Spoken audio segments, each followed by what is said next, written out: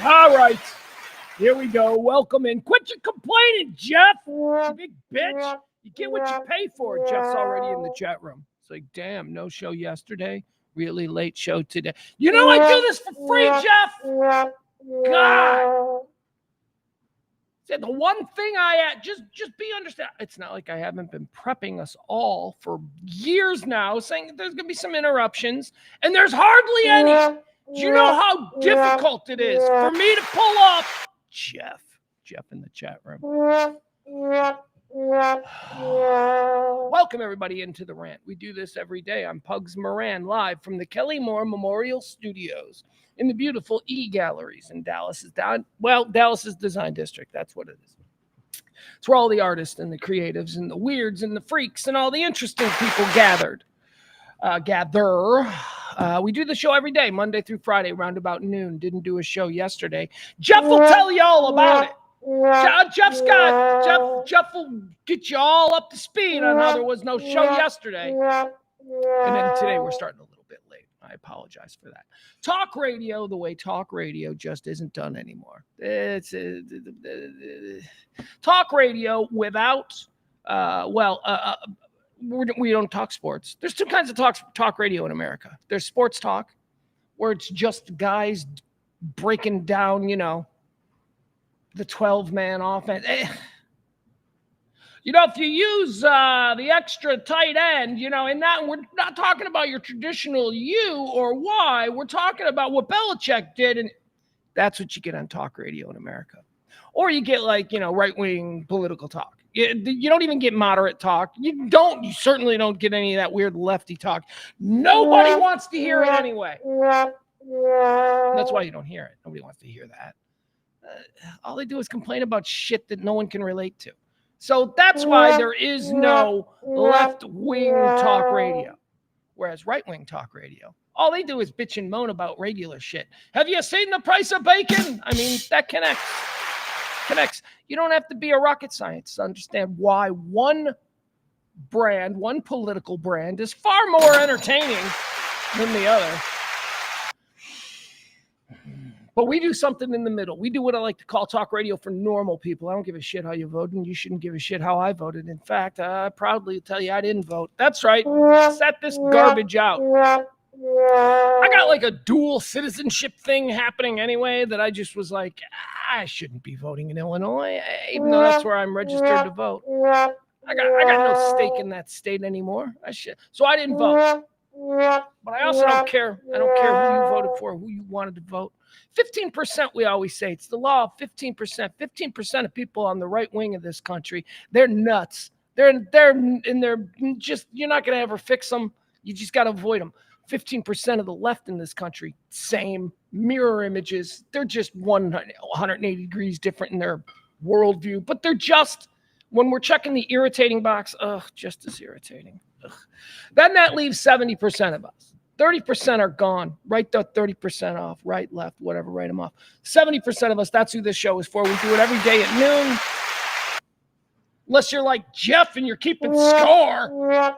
Hi, chat room. Peter's in the chat room. The sports browser in the chat room. Adam is in the chat room.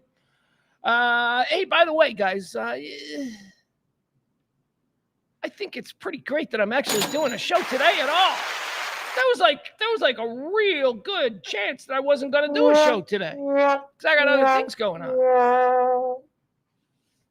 But I'm glad to be here. I'm glad that you allow me to be here. This is an indulgence on my part that you fine folks have allowed me to do now for 3 years. 3 years. All right. Show unfurls. I don't even know if that's a word, unfurls. I think it's a lyric from a song, but that's no indication that it's an actual word. Unfurls, it doesn't sound right. The show unfolds, that doesn't sound right either. The show is performed in 4 segments. That's right, 4 segments. It's a stream of consciousness rant. A stream of consciousness is just one guy, me, just talking about the world. Whatever is happening today. I'm going to tell you whatever is next in my head, I'm going to say it. I don't think better of it. I don't have a governor or a filter. It's just 2 hours, no breaks, no stops, no nothing. Just talking. We do it in 4 quarters, though. just because I want to try and stay reined in on, the matter at hand, which is discussing current events. So the 4 quarters go like this. The first quarter that we get into is called Antecedently on This Day. It's this day in history. You don't need to know any more than that. Second quarter is birthdays. People born on this day. Celebrities and stuff. Are they cool? Do we wish them a happy birthday, or do we tell them to get the hell out? Quarter 3 is for the deads. I'll get to that in a minute. The deads, people who died on this day. Again, celebrities, historically significant individuals.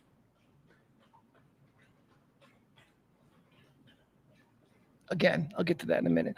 And we decide these people, when they died on this day, did they go to heaven or did they go to hell? And that brings us to quarter 4. Quarter 4 is, we're going to spend the bulk of the show on quarter 4. That's where we get into all the hot topics, current events, and all that good stuff. Everything that's happening today that you need to know about, I'm going to run through in quarter 4.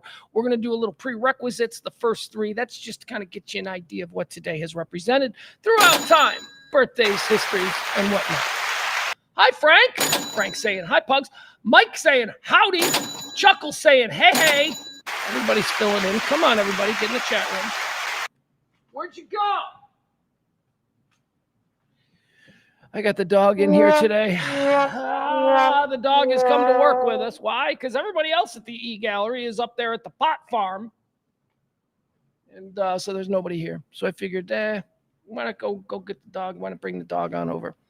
She's just from, there's like 100,000 square foot of warehouse in art galleries, and there is nobody here. It's like, imagine a shopping mall. Imagine an abandoned shopping mall. The dog is just wandering around. I have no idea. I had to do the reason we were a little bit late going on. I had to walk the entire property and make sure that every single exit that leads to the outside is closed. Hey, girl, come here. Come here. We ain't said hi to CeeLo in a long time. See if she'll make it. Let's see if she'll make an appearance. For those of you who don't know, CeeLo is a hooly bully. That is a hybrid of a Catahoula, a Louisiana Catahoula leopard dog, and an American Staffordshire Pit Bull Terrier. They're known as hooly bullies. Come here, CeeLo. Come here, baby. We're not doing this all day. You're gonna make one appearance. Seriously. Look at this. I don't know where I can hear her chain. I got her like little bell on, so I know that she's there she is. Hi, girl. Come on up. Come here. Say hi. Come on. Come up. Come up on your back legs. You're supposed to be one of the most athletic breeds in the world, and you cannot come up on your back legs to get up here. Come here. Come on. Up. Come here. Oh, really? All right. Well, we'll just say hi to her this way. Let's say hi. Where's she at? I see. Where's she at? There she is. Hiya, girl. You gonna hang out in the studio today? Hey. All right, you can go. Just wanted to let her say hi to everybody. There she goes. Where's she going? She's gonna head on out. Oh, she's gonna lay there. That's cool. All right, hold on. Let me fix my camera. All right, there you go. And the reason I did that is because I heard somebody the other day was saying you should bring CeeLo into the studio. So here we go. She's in the studio. And she is roaming free. And I got to be honest, it's going to cause a little bit of anxiety because, I'm going to hear shit going on, like, and I'm going to be like, I'm streaming. I can't go investigate. She'll be fine. She's actually very good. She hates people. She likes 5 people in this world. She likes 5 people. And we're going to see how long that attitude it keeps her on this planet, because quite frankly, she doesn't like people. And I really think that that's going to be the reason that maybe CeeLo has to go away at some point to that farm. I mean, we're not looking forward to it. Nobody is, but it's like, God, bad dogs are bad dogs. Bad dogs deserve love too, is what I'm going to say. Nina's in here. Nina says, I was experiencing technical difficulties. What do you mean? What's that about? What do you mean technical difficulties? Barty was here an hour and a half early and still missed the first 5 minutes. Well, that's going to happen, Barty. You got to stay frosty. You got to stay dialed in. All right, what do you say we get started here? Let's start the show. It is the Rant with me, Pugs Moran. It is the 13th day of November, year of our Lord, 2024. 318 days have already been torn from the pages of this year's calendar. they lie poetically in a heap of exhaustion at the bottom of your wastepaper basket. That was terrible. That was terrible. That was a terrible attempt at poetic alliteration. Just give me a couple more passes at that. It'll be much better.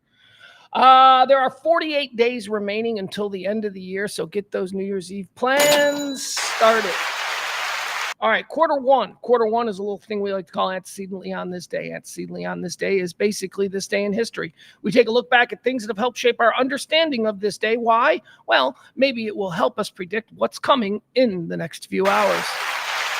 Rhythms, patterns, and whatnot. That's what we look for here with antecedently on this day. Antecedently on this day in the year 1002, English King Ethelred II orders the killing of all Danes in England, today known as St. Brice's Day Massacre. All right. We're talking a little bit about this because, you know, I love my Vikings. I'm an Irishman. The Irish history is all steeped in Viking culture. The Emerald Isle was, of course, a Viking stronghold for hundreds of years. Dublin is a Viking capital. Anyway, I love my Viking history. So what was happening here? What did Ethelred II do? Ethelred II was a total prick of a dude. He, first of all, anybody who spells their name with letters that aren't even used anymore, yeah, you can go kick rocks. Ethelred, he had one of those weird first, it's like an A and an E combined. You know, A-E combined. That's like the first letter in his name. And you're like, what fucking letter is that? All right, so here's what happened. So the Danes, the Vikings, let's just talk about the Vikings. They're called the Danes here. The Vikings, they had nothing grew where they were, and they were just so desperate to find land. They didn't necessarily, you know, they were known as raiders. They take shit back to their place. But ultimately, what the Vikings wanted was land where they could be farmers. That's what they wanted to be. They were forced to be warriors and raiders and all of this stuff, but they really just wanted land. So over the course of time, deals were made with England, who was the primary victim of Viking raids. England, the king, was like, all right, we're going to give you this north area. If you're familiar with the makeup of England, York would be the capital, the Dane capital. And the kings were like, yeah, you guys will be cool. You guys will work the land. But, you know, you got to just say you're citizens of us and we'll all get along peacefully. And they did for generations. The Vikings and the English, they lived side by side. But then on this day in 1002, on St. Brice's Day, St. Brice's is a day in Viking culture to commemorate their friendships with the English and all of that. On St. Brice's Day at a big dinner in a meeting hall, King Ethelred betrayed the Vikings who had settled peacefully and slaughtered them all. Now, a number of relatives of some pretty big name Vikings back there in Northland, or whatever you want to call it, were slaughtered in this. And that is why we had a couple hundred years following this of just Vikings kicking the shit out of England. Just remember St. Brice's Day on this day. The reason for all of that horrible history that we have concerning Vikings and the brutality and all of that, many scholars believe that that was all begun. Vikings were relatively peaceful. It was all begun because of the actions of Ethelred II on this day known as the St. Brice's Day Massacre on this day in 1002. Antecedently on this day in the year 1775, the American Revolutionary War. Patriot revolutionary forces under General Richard Montgomery occupy Montreal. Yeah, this is interesting. I like this. There's a lot of people, I don't know if you remember after the first Desert Storm, a lot of people were like, Bush needs to go all the way to Baghdad. And he didn't. And people were like, well, that's going to be a problem later. And it was. Same thing in the Revolutionary War. There a whole bunch of us, and by us I mean patriots, founding fathers, our descendants, if you will. Although not mine. My descendants were in Ireland at this point. We wanted Canada too. We were not just going to take we weren't just going to 13 colonies is all we want. No. The war was going pretty good. And we wanted Montreal. We wanted all of that. We should have taken it. But we didn't. Anyway, it was on this day in 1775 that revolutionary forces take control of Montreal. Antecedently on this day in 1947, the Soviet Union completes development of the AK-47, one of the first proper assault rifles. The Kalashnikov brand of rifles. What was it? What's the AK? Antonov Kalashnikov or something like that? Antecedently on this day in the year 1956, the Supreme Court of the United States affirmed a lower court ruling that invalidated Alabama laws requiring segregated buses, thus ending the Montgomery bus boycott. So, we all heard the term, Jim Crow laws. These were obviously late racist laws that were passed in the South, designed specifically to separate and subjugate Black American citizens, the Jim Crow laws. But some of them are crazy. Like this one is crazy. You take a closer look at this one. So it was a law. It was illegal for a Black person to be on the same bus as a white person. It wasn't just like frowned upon or something you didn't do. It was illegal. It's crazy. Supreme Court got involved. Good job, Supreme Court. Antecedently on this day, 1956. Antecedently on this day in 1982, Raymond Boom Boom Mancini defeats Dooku Kim in a boxing match held in Las Vegas. Kim's death on November the 18th, 5 days later, leads to significant changes in the sport, and it destroyed Ray Boom Boom Mancini. Ray Boom, I don't know if you remember when this happened, 82. This was a big sporting news. Ray Boom Boom Mancini beat Dooku Kim so badly, and Ray Boom Boom Mancini, they were making him into a huge star. And this was an era where boxers were huge mainstream stars. Whether you were Muhammad Ali or Sugar Ray Leonard or Marvelous Marvin Hagler, who was the other one? Who was the dude? Who was the Mexican dude that we all loved? Oscar something. We would make you mainstream stars. 7-Up commercials, Tonight Show appearances, that kind of thing. Doesn't really happen much anymore, but it used to be. Raymond Boom Boom Mancini was being primed to be a big, major American boxing celebrity. He was already famous in boxing circles, but they were going to make him. They're going to try and turn him in and market him the way they did Sugar Ray Leonard. And then this happened, and he was never the same. Certainly his brand suffered because he murdered a guy in the ring. He didn't murder a guy. He beat a guy, and the guy died. But man, and it really screwed with Ray Mancini. Anyway, 1982, Ray Mancini fights Dooku Kim. And, of course, Dooku Kim dies 5 days later of brain injuries. Antecedently on this day in the year 1986, the late breakfast show incident. All right, for us TV freaks, I'm a TV freak. That may not mean anything to you. The late breakfast show incident with I've never seen this show, but it's a very famous story in like television circles. The late breakfast show was a very popular late night show in England, and really popular. It was on BBC One, which means something. BBC One is like the premiere. It's where like the most watched and the most important shows are. So it was a late night show, the late breakfast show on BBC One. And I don't remember who the host was or whatever, but they used to do all kinds of things. It was a variety show. They'd have a band on and they'd sing their newest pop hit, and then they'd do a couple of sketches. I don't know. It was weird. It was weird English mid-'80s variety fare. One of the things that they did do, though, that was pretty different was they had what we in America would now call a Fear Factor segment. But this is 20 years before Fear Factor, where random people in the audience would be selected and then they would participate in a stunt. What is the late breakfast show incident story? Well, here it is. So here's how these stunts work. Someone would be selected at the end of the show, and then apparently they would train all week long to do whatever this stunt was. They'd spin a wheel, like a Wheel of Fortune wheel. Boop, boop, boop, boop, boop, boop, boop. Jump between two buildings. Flying an airplane in the tire hole. Crazy Fear Factor stunts. So they'd spin the wheel, they'd get a stunt, and then that person would train all week for that stunt. And then on the next week's show, that person would do the stunt. Right? So that was kind of a good gimmick, right? Very big show. Yeah.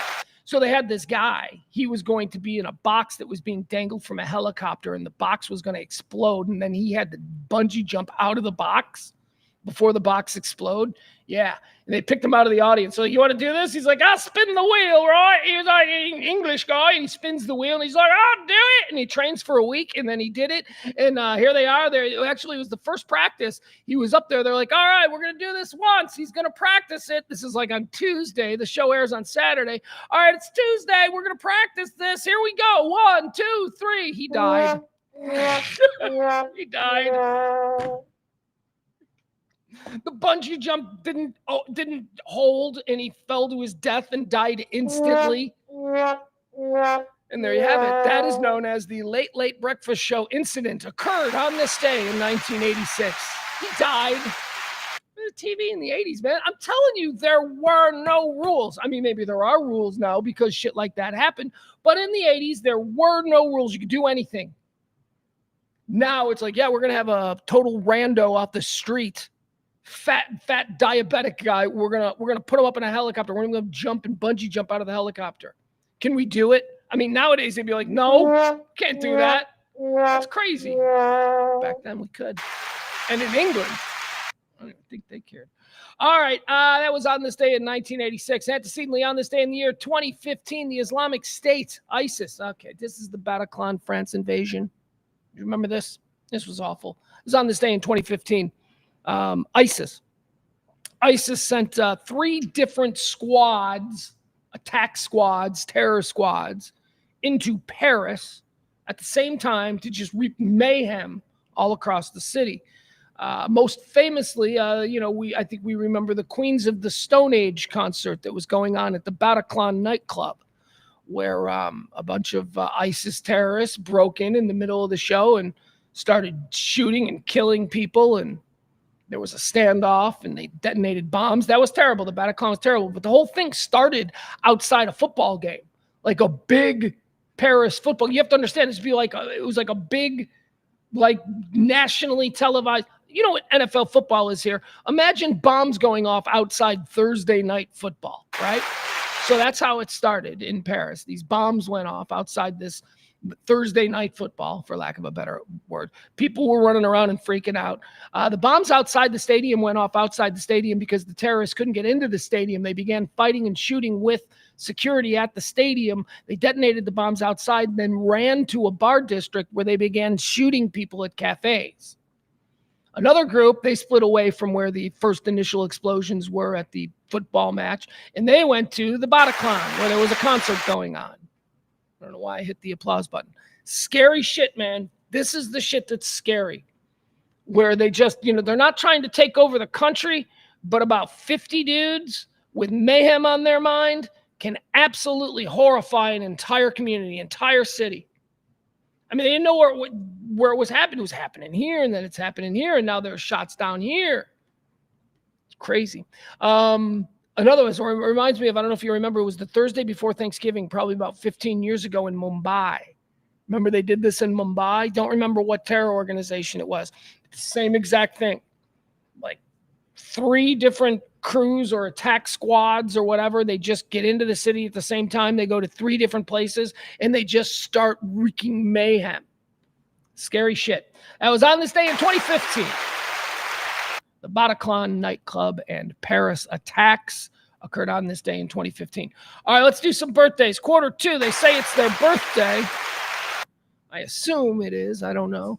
Born on this day in 1929. Fuck this guy. I know. I'm not supposed to swear anymore. I'm supposed to say frack in place of fuck, but I put a little something in the swear jar. Fred Phelps was born on this day. Fred Phelps, American lawyer, pastor, most famous for being one of the biggest assholes the good Lord ever created. If in fact there is a good Lord, and I have my questions when I take a look at his fine works like Fred Phelps. Fred Phelps was, of course, the lead pastor of the Westboro Baptist Church. You may remember them. Westboro Baptist Church, they made a name for themselves during the early days of, what was our most recent war with Iraq. They would go to dead soldiers' funerals and protest about fags and stuff. They were God hates fags people. Fred Phelps died. Hope it was painful. I hope he suffered for quite a period of time. And then if he does have any luck as to have been right about, heaven and hell and all that kind of stuff, I hope he's in hell, and you know that he must be. So fuck you, Fred Phelps. I'll gladly pay the fine. Born on this day in 1929. Go kick rocks, you dick. Born on this day in 1932. Here's a guy. Happy birthday, Richard Mulligan. We like Richard Mulligan around here. Richard Mulligan, he was Bert from Soap. He was also in Empty Nest. I think he also had a running sort of story arc on Golden Girls.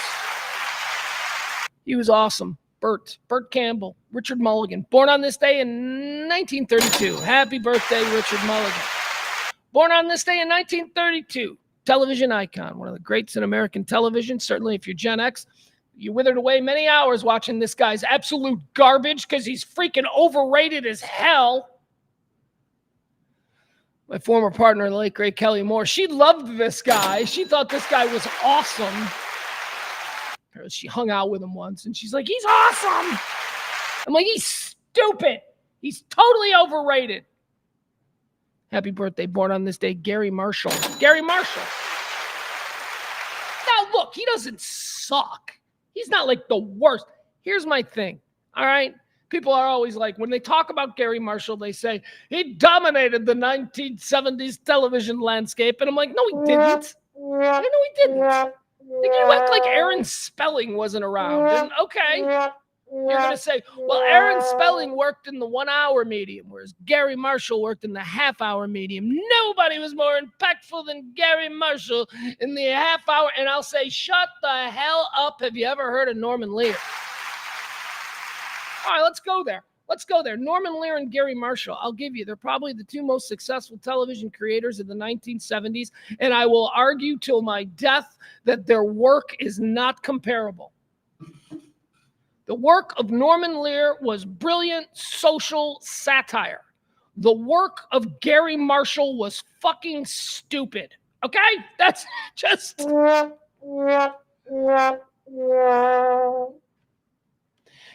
Norman Lear gave us Meathead and the Fonz, right? Okay. Gary Marshall gave us Potsy and Richie Cunningham. Wait, no. Yeah, Gary Marshall. No, hold on. Wait a second. Hold on. Norman Lear gave us Meathead and Archie. That's right. They're great. And then Gary Marshall gave us Richie and the Fonz. Whatever. They're not the same kinds of shows. They're both fine. I loved Happy Days. Don't get me wrong. Mork and Mindy was like my favorite show. I tolerated Laverne and Shirley. I don't know. I just never really loved it. But they're good shows. I loved them. But I was 10 and I was stupid. And now as a grown-up with a larger and more varied worldview, I can look at these two television content creators and go, oh, one was saying something and the other was just cashing checks. Happy birthday, Gary Marshall. You're fine. You're fine, Gary Marshall. I'm just not going to keep going. He's the greatest television because, excuse me, Norman Lear. Is Norman Lear alive? Did he just die? Didn't he just die? Thought he couldn't die. I thought Norman Lear couldn't die. Excuse me. Whatever. How about the other guy, Mel Brooks? He's still alive? Mel Brooks still? Carl Reiner? He's still alive? These guys, are they alive or dead? I don't know anymore. I think I gave up Karen. I know Gary Marshall is dead. Gary Marshall is definitely dead. And he was born on this day in 1934. Born on this day. Happy birthday to Chris Noth.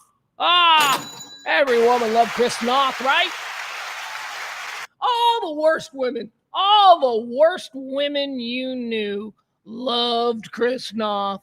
They all wanted to find their own Mr. Big from Sex and the City. Oh, Chris Noth. Oh, he's perfect. He's a serial rapist. Chris Noth, he had that big scandal. Remember, he had a show and everything. Chris Noth was Mr. Big from Sex and the City.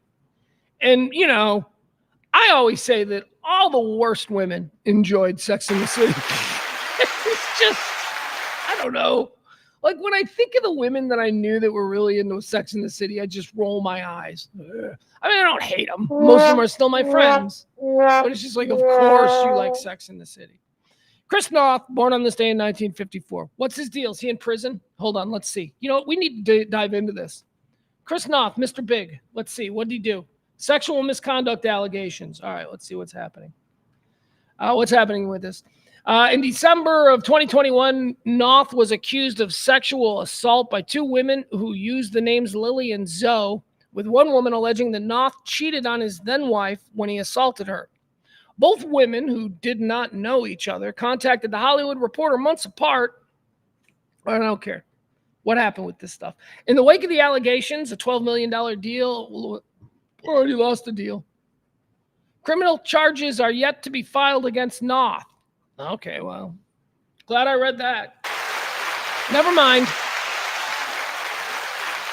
Never mind. I remember the charges were pretty bad. Like these chicks were like, but chicks, you can say whatever you want. There are no criminal charges on them. I think that's important.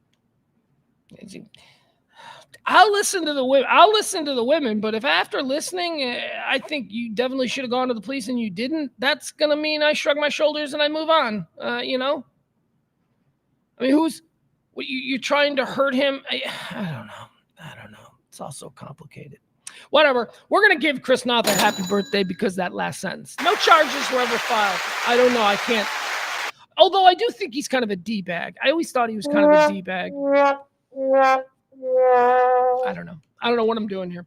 All right, let's do a birthday. Here's somebody. Happy birthday. Born on this day, 1955. I don't give a shit. We're going to move on. Whoopi Goldberg. Here's somebody else having a birthday, born on this day, 1957, and I don't give a shit, so we're just going to move on. Greg Abbott. Here's another person born on this day, 1967, I kind of care. Jimmy Kimmel, ladies and gentlemen, having a birthday. I like Jimmy.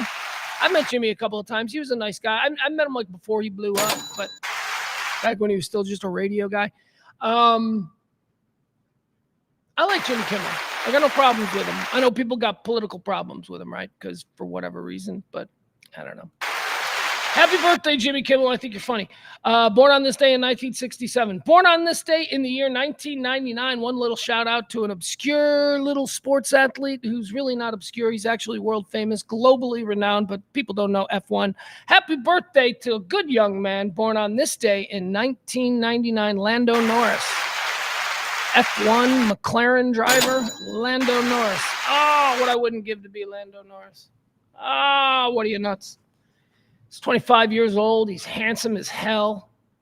He's handsome, young, and he's British, but like proper British. Like when you hear him speak, he sounds like a member of the royal family, not some guy that stumbled drunk out of a pub in Liverpool. You know what I mean? No, he's like classy English. And he's young and he's handsome. He's like real twinkish. Like if you know, like because he's a race car driver, so he's got to be small. He's got like smoke show hot girlfriends, like a different girlfriend all the time. It's like there's Lando's new girlfriend. You might recognize her from the cover of, it's just. And he's driving McLaren. McLaren is such a cool company to drive for. I don't know, Lando Norris, man. And he's good. He's also very good. Born on this day, 1999. Begrudgingly, happy birthday to Lando Norris, someone who seems to have everything I don't. All right, that's going to do it. Let's do the deads. These are people who died on this day. We decide whether or not they went to heaven or hell. How? Well, we just kind of riff on what we know about them from history. We call it the deads. Let's get into it. Dead on this day in 2004, Russell Jones. Russell Jones died. Russell Jones was an American rapper. He's a producer. He was he's an icon. Of course, we don't know him as Russell Jones. We know him as Old Dirty Bastard. He's in hell, right? You got to figure, Old Dirty Bastard. You can't be running around these streets with a name like Old Dirty Bastard and not be like, campaigning to go to hell when you die. Dead on this day in 2005, wrestling legend, a true legend, a global wrestling legend. I don't know how mainstream he is here in America. Maybe in Hispanic communities, certainly. But, he's not like Hulk Hogan or anything. But globally he is. And he comes from one of the most famous wrestling families in the history of wrestling families. Dead on this day in 2005. What a shame. Eddie Guerrero. Eddie Guerrero.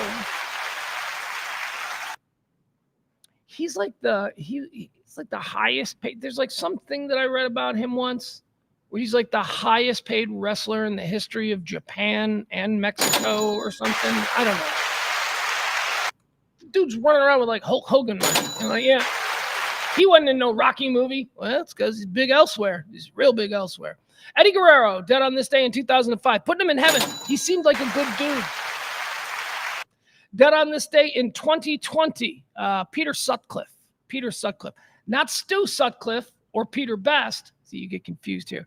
Peter Best and Stu Sutcliffe are former members of the Beatles. They cashed out before it was cool to be a member of the Beatles. But Peter Sutcliffe is neither Pete Best nor Stuart Sutcliffe. Peter Sutcliffe is the Yorkshire Ripper. He's a British serial killer. So he's probably going to hell. Died on this day in 2020. Hold on. Gotta sneeze. Oh, excuse me. Thank you. All right, that's gonna do it. First 3 quarters are in the books, folks. Now we're gonna get into well, everything that we do here, all the hot topics, current events, whatever it is that people are talking about. We're gonna get into it. Try to get you prepped up. Don't want you running into some boring person who says, "Hey, did you hear about?" And then you got to be like, "No, I didn't hear about that," and you got to sit there and listen to them. Listen to me. I put some effort in. All right, there you go. Why listen to me over the person that confronts you in line at the Starbucks? Because I put effort in. I'm being performative for you. I'm trying to sell this. Frankie Smith says Eddie Guerrero was from El Paso, making him another great Texan. Gone too soon.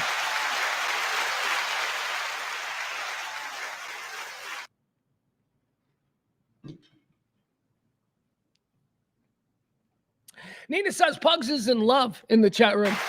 What, are you talking about Lando Norris? Because I'll take that. A bit of a crush.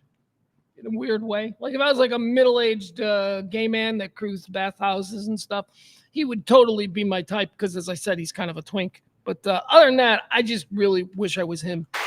I just wish. I don't know that I'm in love with him so much as I want his life. I want to be a 25-year-old F1 primary driver for McLaren. That's what I want. I'm sorry. Is that asking too much? All right. What do you say we get started? These are all the events that have happened today or are happening today. Sorry. I've got a new setup here where I've got a TV on, where I've got the news going, but I don't get good news. I only get like bullshit, whatever's free on YouTube news. So right now I'm watching a very important news story about women's crushes on John Krasinski. Apparently that's a story that the NBC News app thinks is important. They're like, hey, we stream news 24 hours. It's not all good news. Some of it's dumb, like women who have crushes on John Krasinski. But here we are. All right. Can you tell I'm putting this off? I'm putting it off because the only news to really talk about are all kinds of crazy appointments. The new Trump administration. Trump and Biden met today. Did you see this? These two guys. Oh, I was so ashamed. Not for either of these two gentlemen. Whatever. They've been through the wars. This is what wars are like. The war is over. You're sitting down. You're signing the peace treaty. Both of them behaved as classic statesmen. Good for them. But the media. Oh, the media was so embarrassing. Let me show you what I mean. All right, so this is Trump and Biden. They met this morning. They did their little photo op in the Oval Office. Both of them acting like they're totally cool with each other, which is what we need. Okay, we need people to be. The word is diplomatic. Okay, we need people to be diplomatic. What the hell's going on? Why is my screen so big? I don't like this. I don't like this at all. Hold on. Something crazy just happened. Hold on. Let me stop sharing. There we go. That's back to normal. Hold on.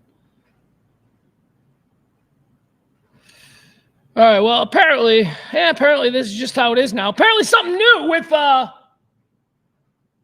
don't know why it's so big. I really don't. My screen is huge. I don't know how to do this now. I don't even know how to start playing. All right, let's go. Watch the media. Here's what I want you to pay attention to. These two old dogs, they shake hands, they're doing whatever. They sit there, they're posing for photographs. Listen to the media. These are not serious people. This is not, I'd love to say it's a comedy bit. It's not a comedy bit. Nothing has been added. This is how these people behave, okay? This is the modern American media. Listen as Trump and Biden sit there silently and pose for pictures. Again, we don't know exactly how long it will last, but we're about to get those remarks any moment now. Lasted about a minute, and we send it back to you, Jose. Do everything we can to make sure you're accommodated, what you need, and we're going to get a chance to talk about some of that today. So Good. Welcome Thank you back. very much, and thank you very much. And politics is tough, and it's many cases, not a very nice world, but it is a nice world today, and I appreciate very much a transition that's so smooth. It'll be as smooth as it can get, and I very much appreciate that, Jim. You're welcome. Thank you all.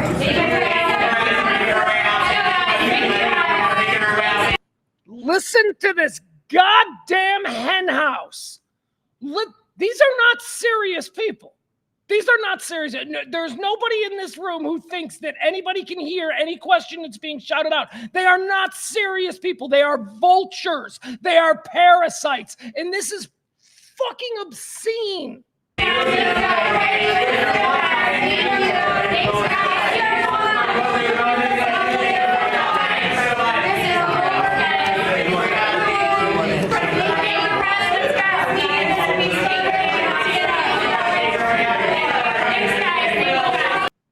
This will go on for 10 minutes if they allow it.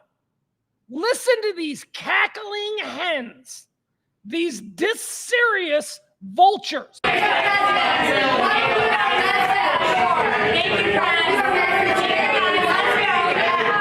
One more time. I love it how it begins. World today, and I appreciate very much a transition that's so. Like right now, they're all the chickens are all like just walking around going. Right now, that's what they're doing. These guys are talking. And they're about to come through with bird seed. They're about to throw the bird seed. So smooth, it'll be as smooth as it can get, and I very much appreciate that, Jim. You're welcome. Thank you all.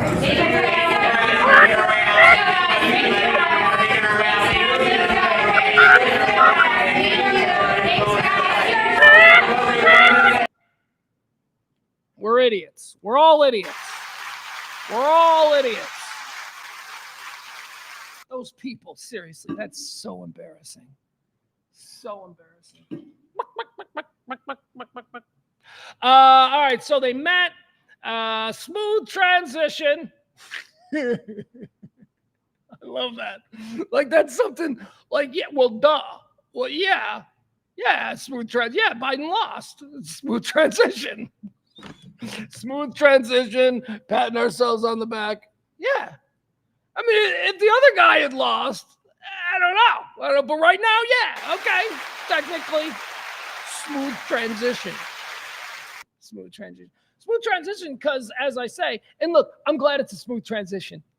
This is not, I'm just observing, like, my real feelings are good. I'm glad. Just let's move on to the next. Whatever. We had an election. Apparently, whatever. There are no rules anymore. I understand that now. Let's go. Come on. Who's next? But let's not kid ourselves. Trump's like, this is a smooth transition. Yeah, because you won. Because you won, dude. If you hadn't won, I don't know. Might it be different? All right, so good. So very magnanimous of you. And Biden doesn't know where he is. Biden's just like, what? I'd like to thank President Clinton for being here. No, it's not Clinton. The other one. What else? What else between these two guys? I don't know. I don't care. Honestly, it's gonna be 4 years of me just totally like ignoring everything. When this happened a week and a day ago, I remember I came on here and I said, look, you guys stop it. Stop worrying. Right? Let's be optimistic. A couple of things that led me to believe that, maybe this is all going to be fine. I appreciated the naming of Susie Wiles as chief of staff. It could have been worse. We could have had Jesse Waters as chief of staff. I'm just saying. Could have been worse. So I was okay with that. Extraordinarily alarmed at the elevation of Stephen Miller. But hey, okay, again, I stay anchored to Susie Wiles, who seems like a reasonable political person. And now he's naming all kinds of people, and we'll get to that. We'll get to the people he's naming. Some of them I'm like, and some of them I'm like, oh no. None of them am I like, okay, that seems like it's in the best interest of the United States, but whatever. These people, they hold these jobs temporarily. Whatever. Doesn't matter. Let's just avoid nuclear annihilation over the course of the next 4 years, and we'll be fine. And we'll move on to the next one. Before we talk about the appointments that have been named and not named and speculated about, a lot of names that we all know, let's talk about what happened in the Senate today. The Senate, we got a new Senate president, okay? Schumer's out. Get out, Schumer! What? I haven't finished. Get out, Schumer! So he's out. And the United States Senate, now again, unlike the other names I'm going to be mentioning to you, the other names will all be Trump world MAGA appointments. The Senate's not. The Senate's, the Senate's its own thing. And they think they got big dicks, and sometimes they like to walk around and wave it. There were a couple of guys that Trump would have been happy with as the new not president of the Senate, but Senate Majority Leader. Two people Trump would have been happy with, but the guy that Trump doesn't like won. That's right, John Thune, South Dakota. John Thune, Senator John Thune of South Dakota, a never Trumper, is the is the Senate Majority Leader. They held the election. He won. That's set in stone. Okay. I mean, that's kind of interesting for those panicking lefties out there who are looking for stopgaps, who are looking for, sandbags at the river's edge. There's one. John Thune, president of the Senate. And not a single liberal in the world would have had a cup of coffee with him like a week ago. But now they're like, he's okay. He's okay. He's at least, so that's who he is. So that's all right. Now let's talk about some of the names that are being mentioned for the Trump cabinet. This is always fun. These are going to be the people on day one who they'll go around the room again, and they'll all pledge their allegiance to dear leader. Do you remember that? That was the worst. Woo! Trump's first cabinet meeting, they assemble last time, and they all go around the room. Trump's sitting there, and one by one, they go around the room, and they're all like, I just want to say what an honor it is to be in a room with a dude as handsome as him. I mean, seriously, look at that hair. How good look. And then they'd go on to the next person, and the next person would be like, I just want to say, everybody's stupid. And then I talked to Donald, and he's so smart. And then they go on to the next one. And it's like, I want to fuck you. You're so hot. They went around the room and all completely castrated themselves in front of them. So that'll be fun to see. We'll get to see that again. That'll be good. Maybe they won't do it. Maybe they'll have recognized that was kind of a bad look and ripe for parody and satire. All right. What do we got? Let's do some of these people that he's named. Some people that he's, or at least are being talked about. Because again, most of these folks, they got to clear. They're just checks and balances and stuff. These are all just names at this point. Although, it used to be like a president, they'd start naming names and they'd be like, Senator Alan Herman is been named as a potential Secretary of State. And everybody's like, oh, Senator Alan Herman, he's great. And then in 2 weeks, it's like the Washington Post is reporting that in 1965, Senator Alan Herman cheated on his wife. And then Senator Alan Herman would have a press conference and he'd be like, I'm so sorry. I'm going to take my name out of consideration. See, that's how it used to be. Ain't going to happen this time. So whatever the hell they find on any of these people that Trump has named to these important, they'll find some shit. They'll find all kinds of stuff. He tried cocaine at a party in they'll find whatever. But these people, they're going to be like, yeah, fuck you, I did. And again, I always say this about the first 4 years of the Donald Trump administration, that there weren't a whole lot of things that I liked about it. But one of the things that I do enjoy is that they will double down, and that they do not give up, and that they do not fall on their sword for some sort of romantic moral victory. Oh, no. They'll just be like, yeah, I cheated on my wife a lot back in the 90s. She knows about it. But go ahead. You print it in your newspaper. Go ahead. I'm not going anywhere. And guess what we found out from the first 4 years of Donald Trump? We found out that it's like 3 days. You need to be able to take being made fun of for 3 days, and then they move on to somebody else to make fun of, and you're fine. You're fine. Al Franken gives up his seat in the Senate because these morons. Anyway. All right, so all of these people are just names. I don't think they'll have any shame about anything that's uncovered. The House, the Senate, I don't know. I think they're all pretty much going to get fast-tracked. That's basically my point. So here we go. As I said, Senate Majority Leader, they held that today. That's going to be John Thune. He is a never-Trumper from South Dakota. We'll see how that works out. We'll see how long he lasts. Secretary of State, very important job. Secretary of State, important job, need a serious man. That's why Trump turned to Marco Rubio. Little Marco, who told everybody in America that Trump's got a tiny penis. Remember? It was Marco who was like, look at his hands. They're small. His feet are small too. And that made Trump go, my hands are fine. Right? Well, he's our Secretary of State. Whatever. Rubio's a politician, right? Rubio is not MAGA. He is MAGA by reluctance. You know, he sucks the balls, right? I mean, he kisses the ass and he cups the balls and does all that stuff. But he's kind of got his own kind of thing going. So, okay, Secretary of State, Marco Rubio, he will be confirmed. There will be no problems there. Marco Rubio, Secretary of State. Pete Hegseth. Now, this is the one that's got a lot of people going, oh, for fuck's sake, what is happening here? He's a handsome man from TV. He's going to be our Secretary of Defense? Yeah, okay. Handsome man from TV. He was in the military. Okay, so we're a lot of dudes. So was the guy who does our yard. He was in the military. Can he be Secretary of Defense?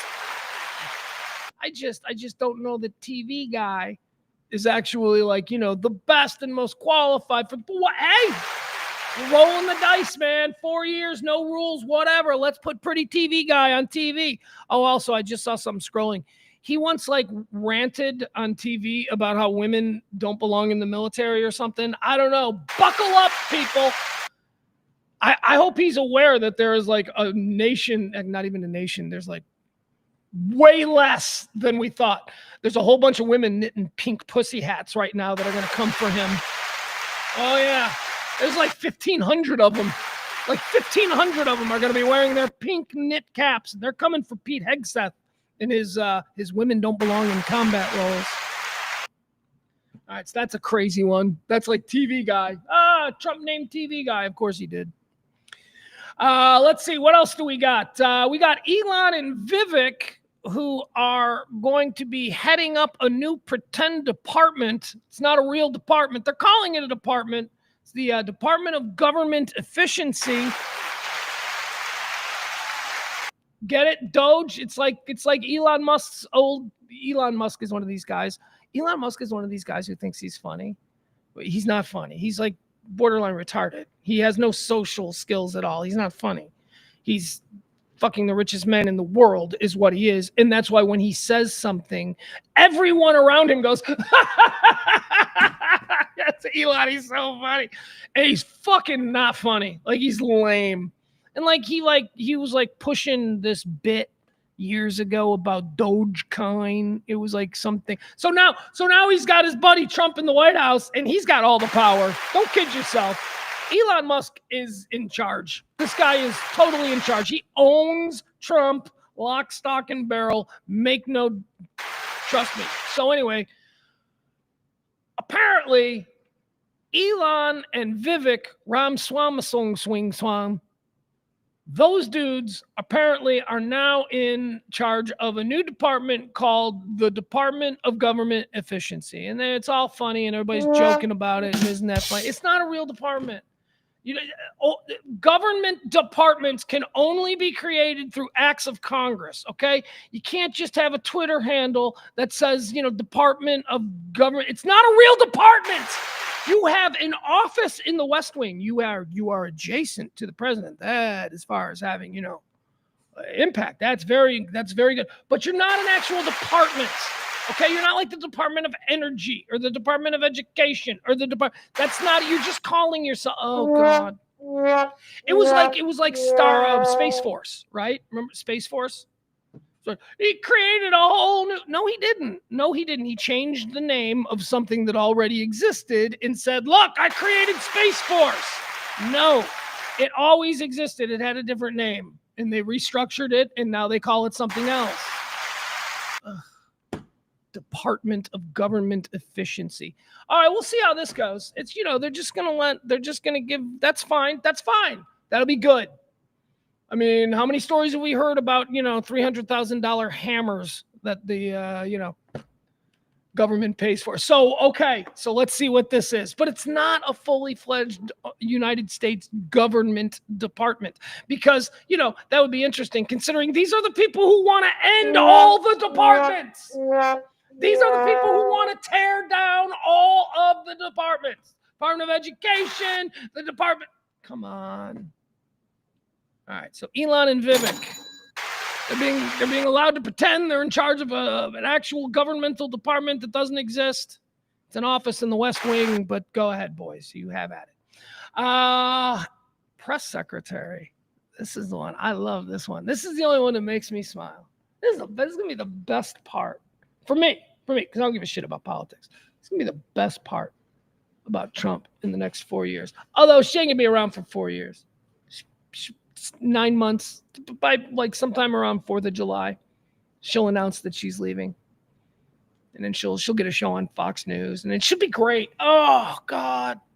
God, I hate her. Don't get me wrong. I hate this woman. Oh, but I also love her. Oh. I don't know. I can't. So they're saying that Trump's awful lawyer, Alina Habba, is going to be the press secretary. Come on! She's a bitch, and she's going to be awesome. First of all, can I just say, pretty easy on the eyes. Oh, my God, is she hot. She is so hot. She's the hottest of all, in my opinion, of all the MAGA world people. Alina Habba is the hottest, and she's going to be the press secretary. We're going to be like trotting out a porn star in the press office. It's going to be awesome. You know what I think, though? Seriously, because I see it. I see this. I'm like, I see this. I think this is what's going on here.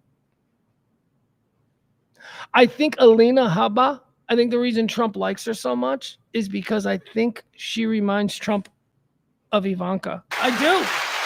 I think that she's an Ivanka he can bang. I do. I think that's what's going on there.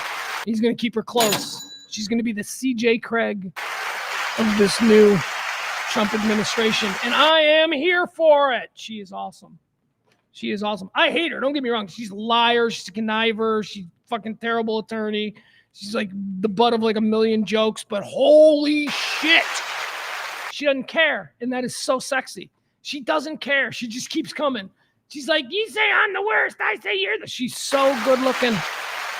That's really what it comes down to for me. She's just very good looking. I think I can overlook a whole bunch of stuff. Like, I would date her. Like, I would totally date. Oh, you should be so lucky. Oh, I know. I mean, I couldn't get her. I couldn't get anyone like her.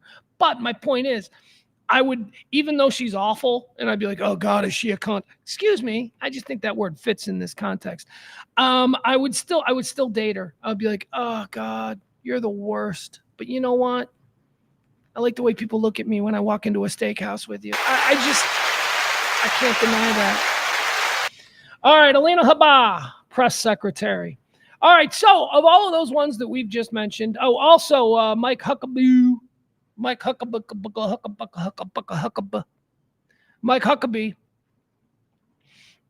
He's going to be the ambassador to Israel, so that's good. That's what you want. You want a radical evangelical Christian in charge of the shit that's going on over there. Because, see, don't make no mistake about this. The reason American evangelicals are so pro-Israel is because they believe that Israel needs to be destroyed in a great war so that Jesus can come back. So the evangelicals, like the Mike Huckabees, who's now in charge over there, his belief system is not to prevent war and is not to ensure that Israel thrives and evolves. No, His belief system is that Israel has to be attacked from all sides and they must be completely devastated. And then American evangelical Jesus will come back. So yeah, we did that. Good luck. All out war. I want regime change in Iran. I want that. I've been upfront about it. I want regime change. I want that radical Islamic fundamental element out of the government. I want the Ayatollah structure where you have a democratically elected president who answers exclusively to the Ayatollah. I want that gone. That's been the reason. It's been the reason we've had all this insanity the last 50 years. Cooler minds would have prevailed if not for the Islamic uprising in Iran in 1980. We had it covered. The Shah had it covered. And then, we've allowed them to screw it up. So I am all for regime change. And the only way that we get true regime change in the Middle East, in Iran in particular, and, while we're doing it, looking at you, Syria, the only way we can actually do this is to get Israel to be the first through the door. Israel's got to do it. We'll back them up.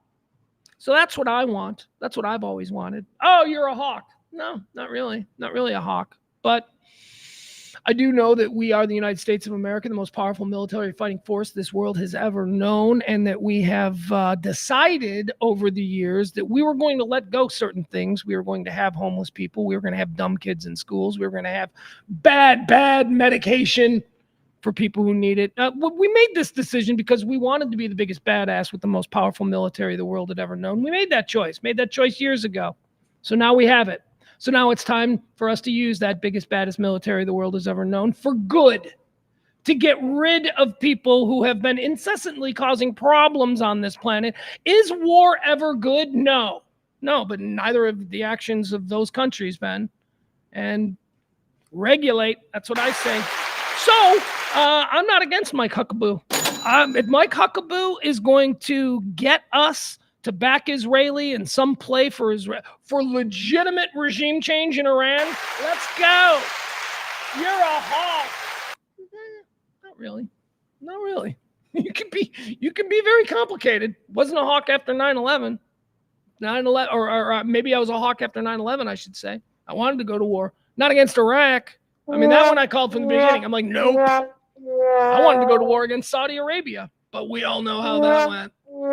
So no, there are real wars to be had. We just avoid them at all costs. We'd rather engage in the little more manageable wars where even if we lose, it ain't that big of a deal because we can just pull out and go, well, we didn't even mean to be there in the first place. Regime change in Iran will be a meaningful military engagement in the Middle East that could pull in all corners of the world. Your Chinas, your Russias, your Americas. Could it get out of hand? Yeah. Do I think it will? No, I don't think China and Russia and the United States are going to go all in because China and Russia want this crazy radical Islamist government to stay in power. No, they'll back it down. There's money to be made for everybody. See, that's the thing. The Chinese, they like to make their money. We know the Russians like to make their money. And one thing about us here in America, that capitalist mentality, we like to make our money. You know who doesn't really care about making money? Radical religious fundamentalists. They're the odd men out in this. The Israelis, I don't know if you've heard this. I've heard tell that they like to make money. There's money to be made. There's money to be made with a foundationally sound Middle East. Hell, I'd like to go to the Middle East someday. I think I'd like to go to Israel and Egypt and all that shit, but I ain't going until they fix their garbage. There you have it. Here, this is a fun story. Do you like this one? I've been saying since Wednesday morning, and I think some of you are scoffing at me. Hold on. Lara Trump, the daughter-in-law to Donald Trump, is the most powerful female in politics in America. She is the most powerful female politician in America. She was, Pugs, please. They just assigned her. Well, whatever. I don't care what. She was sitting in the big chair when her party, she was in charge of the Republican Party on the night that the Republican Party had its biggest, most dominant win in history. Oh, whatever you think about dismissing a girl who 2 years ago was trying to be a pop singer, whatever you think about just dismissing her, the facts are what the facts are. She is the most powerful woman in American politics right now, Lara Trump. Wow. Wow. So what's she gonna do now? Because obviously she can't really run. They don't want her. like now the Republican Party has everything they need. Now they need a professional in there. Now they need somebody to do the day-to-day work. She don't want to do that anyway.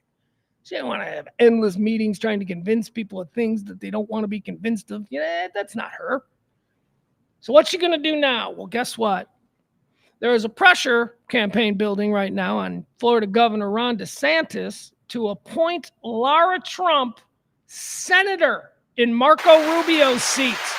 I told you, Marco Rubio is going to be elevated to Secretary of State, and that's going to leave a vacancy there in Florida, one of their Senate seats. It's up to the governor of the state to, this is what Rod Blagojevich got in trouble for when Obama became president. Remember, Rod Blagojevich tried to sell the Senate seat? Well, I don't know that DeSantis is going to do that because they want him to just give it to Lara Trump. Senator Lara Trump. 2 years ago, she's making Paris Hilton-inspired pop songs.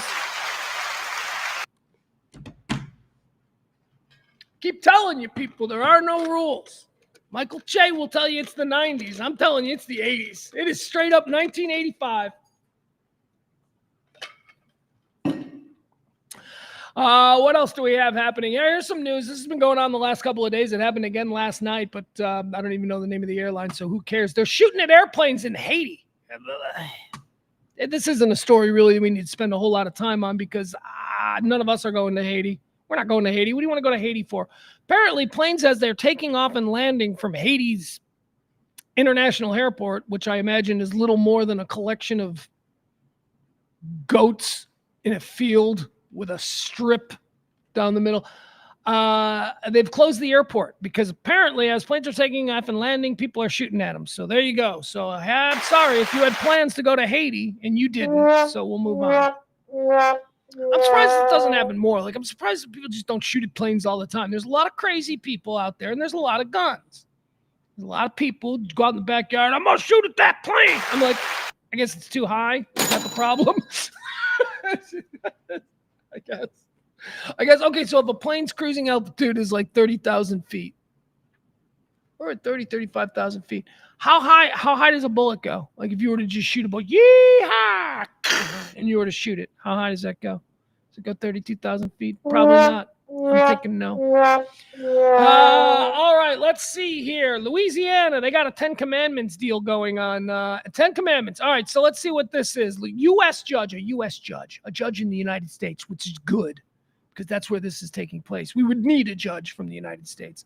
A United States judge has blocked Louisiana from requiring the 10 Commandments in classrooms. So wait, what's this now?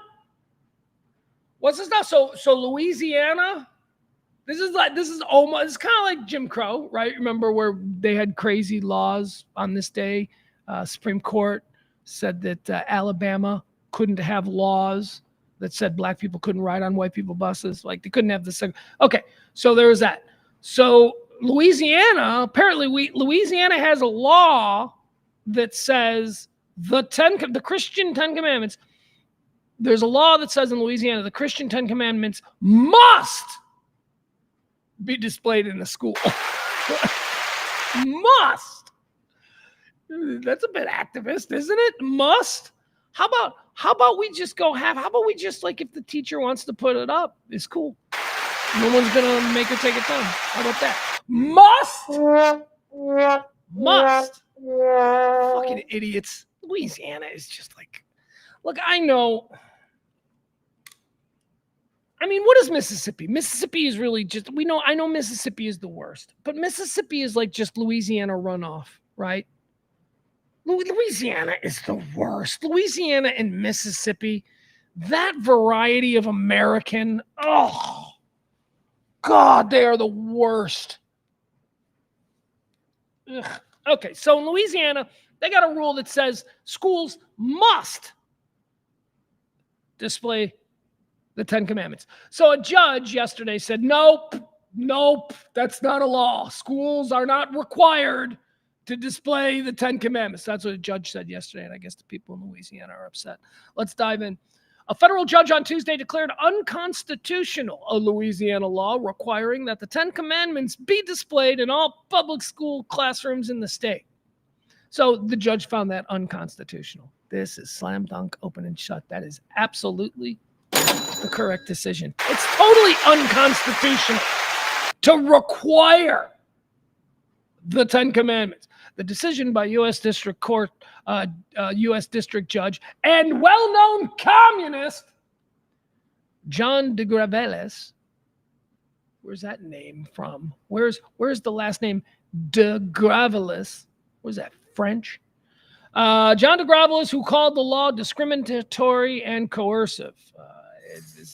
All right, whatever. There you go. Whatever. Oh, wait, what's this? President-elect Donald Trump, a Republican, has supported bringing back prayer to our schools.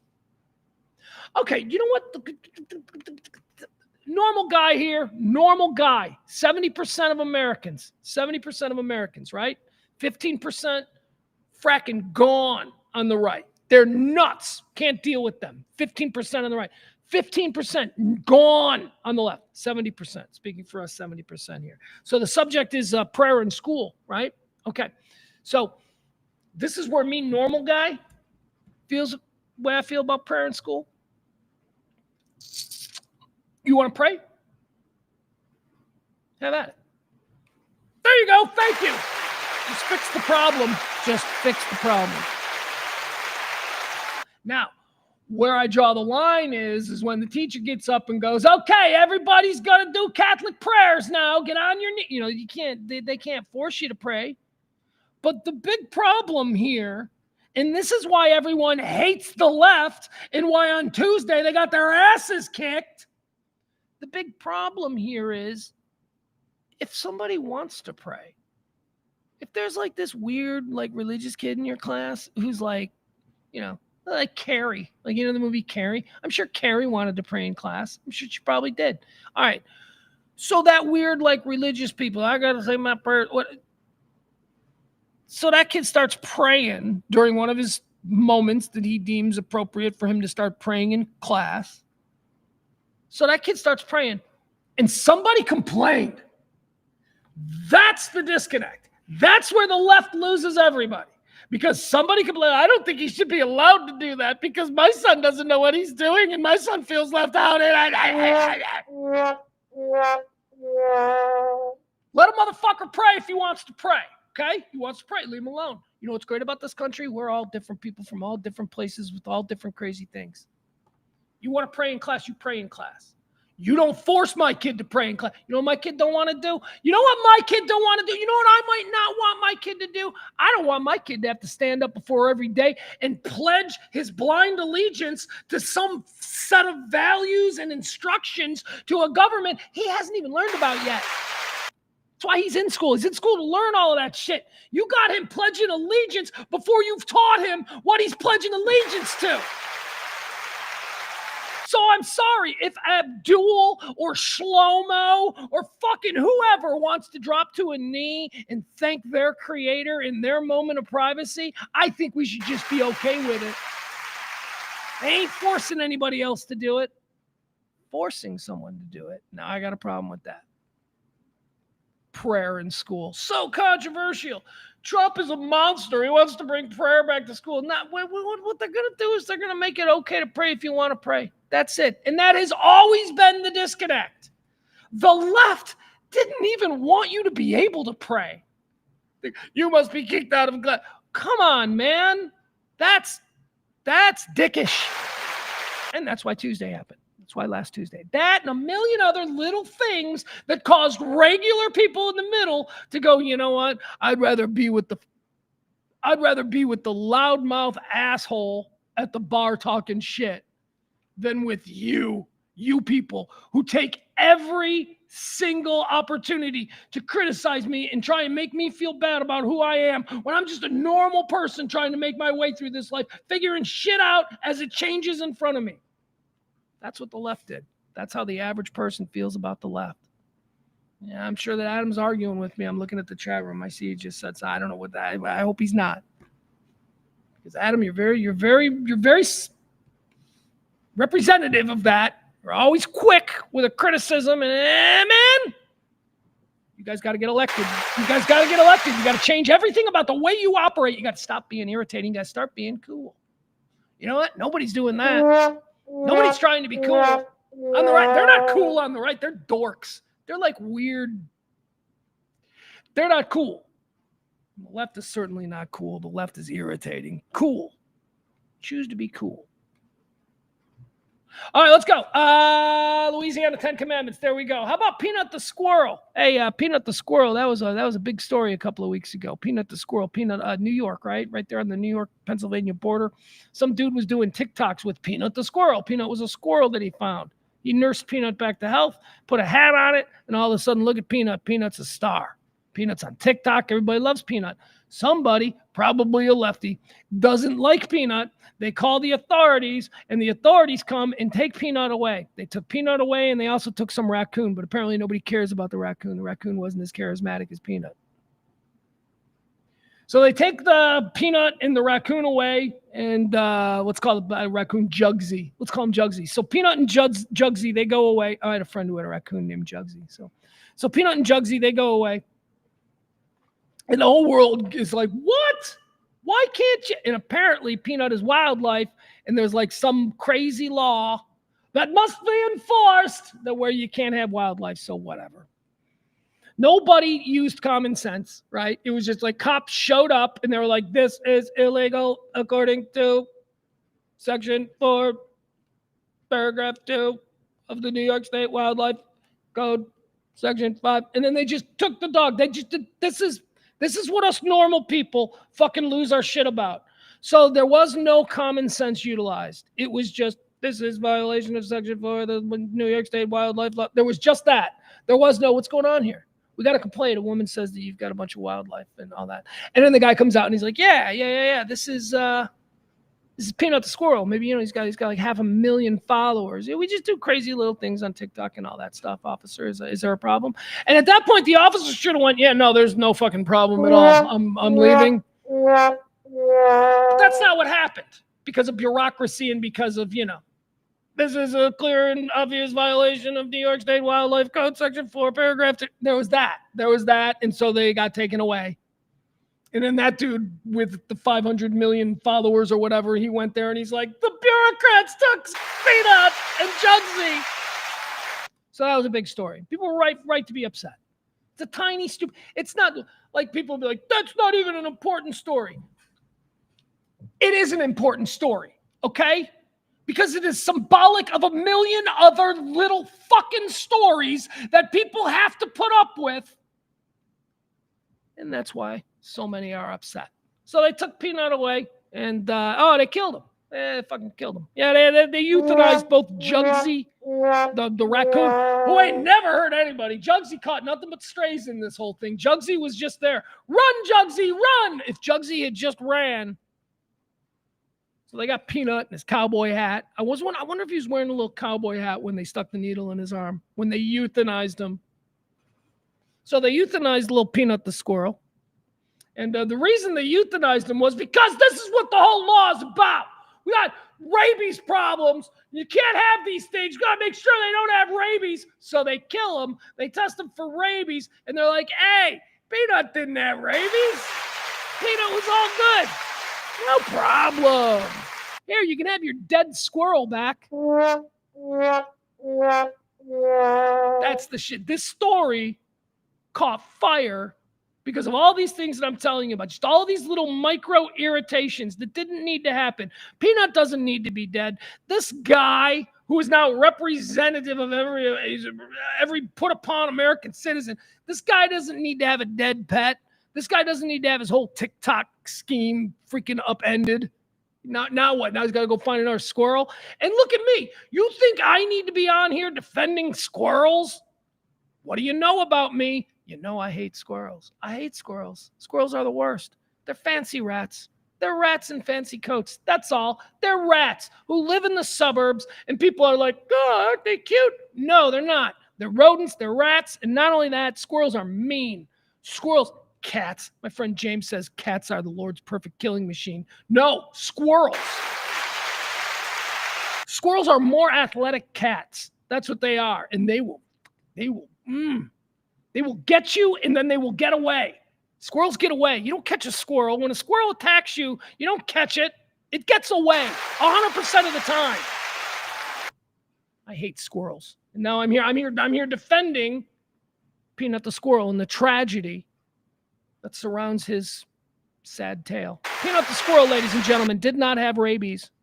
He didn't have squirrel AIDS. That's like basically the same thing. I'm just saying, it was squirrel. I mean, I guess they had to kill it first. But if the squirrel was sitting there, like in the doctor's office, waiting for the test results, and the test results came back, I'm saying that there's probably a similar amount of anxiety that a squirrel might experience waiting for rabies results as a gay man might waiting for AIDS blood test results. I don't know why we went there. Because it's a stream of consciousness, and that's what we do on this stream of consciousness. We talk about stuff like that. We go wherever it takes us. All right, Peanut the squirrel is dead. Mike Tyson is in the news. Well, of course he's in the news. There's any number of stories about Mike Tyson. He's going to fight, what's his face? Where's the dog?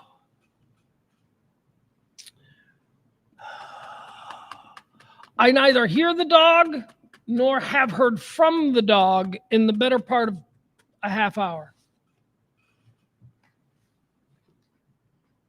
We got to take a quick break. Sorry. This is just going to be one of those things that when the dog is here, I can't be distracted. I need to focus. I need to be able to talk. So I'm going to be right back. Okay. I'm going to be right back. Just going to go check in on the dog. I'm going to go see where she is. And then we'll be right back. Just give me a minute. Okay. Hold on.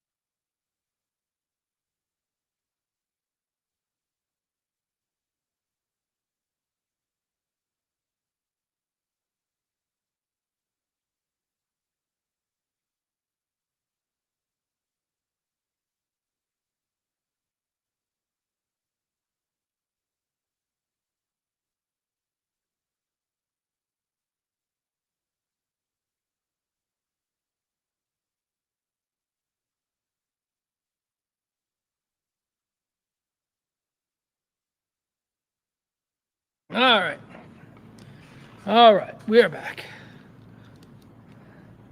Had to go check on the dog. The dog was being quiet and was a little concerned. My concerns were unwarranted. You can go now. Now she won't leave my side. You can go. You're good. You're a good girl. You're a good girl. She was sound asleep. She had found a skylight where the sun was shining through like a light from God, and she was laying in the sunlight, kind of like a zoo animal. She was enjoying that. Okay, very good. Appreciate that. All right, let's talk a little bit about Mike Tyson. Mike Tyson is trending this week. He's trending every day this week for a different story. This story that he's trending today caught my attention because it's It is it's an interesting thing. It's an observation. Something that's happening. Something that's happening, and I'm just going to point it out, and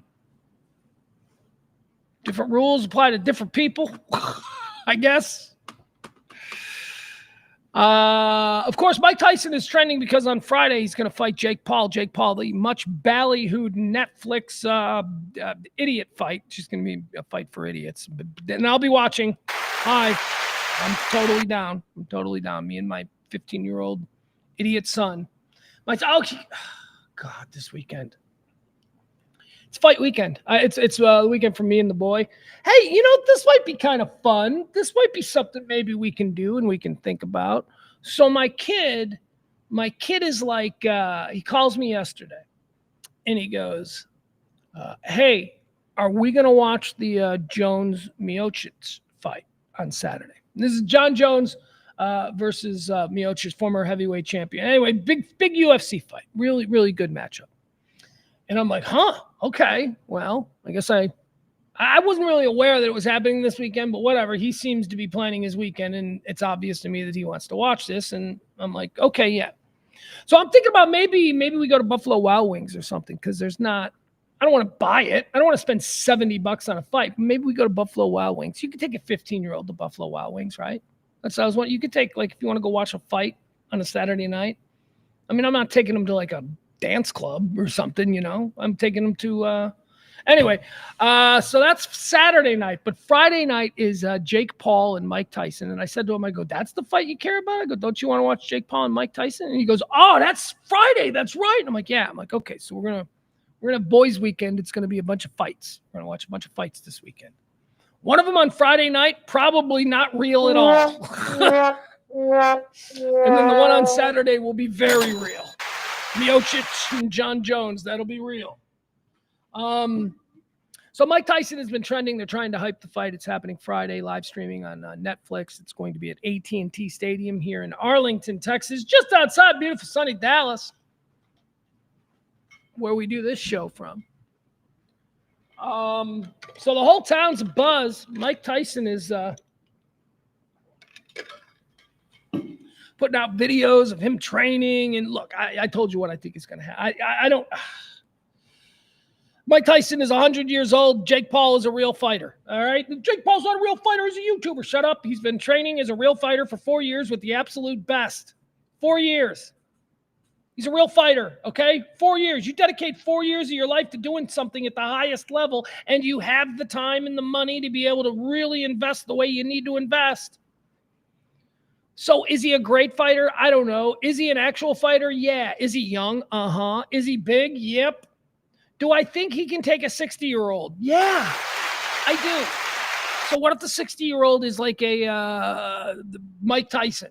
Well, in this case, it actually is Mike Tyson. And yes, I think that he can take a 60-year-old Mike Tyson. As I said from the beginning, Mike Tyson has a puncher's chance. Both of them, but both these guys, one punch could knock out. I don't know what's going on here in this fight. I'm going to watch, and I'm going to be like, anything, virtually anything that happens in the Mike Tyson-Jake Paul fight, anything, any outcome, my response is probably going to be, yeah, I could totally have seen that happening. I don't know. Nothing is off the table. Nothing is going to surprise me. So they're looking for ways to hype this. And I don't know how the sales are. I don't know. I mean, I guess Netflix is, we're not going to be counting pay-per-view buys because it's Netflix, right? But what about tickets? Did it sell out? Is it a hot ticket? I don't really know. But there is a story about Mike Tyson today and about how Mike Tyson has, first of all, he's the heavy favorite. Everybody is rooting for Mike Tyson. Everybody loves Mike Tyson. He is an American institution. He is Mickey Mouse. Okay, he's Uncle Sam. He's Santa Claus. He's the Easter Bunny. He's Superman. He's Mike Tyson. He is an American brand, and we all love him. So the story that I was reading today talks about that, the current mythology of Mike Tyson. and how we all love Mike Tyson. And then it asks the question, which is pretty interesting when you consider how this applies to everybody else, except for one other dude. How is he allowed to do this?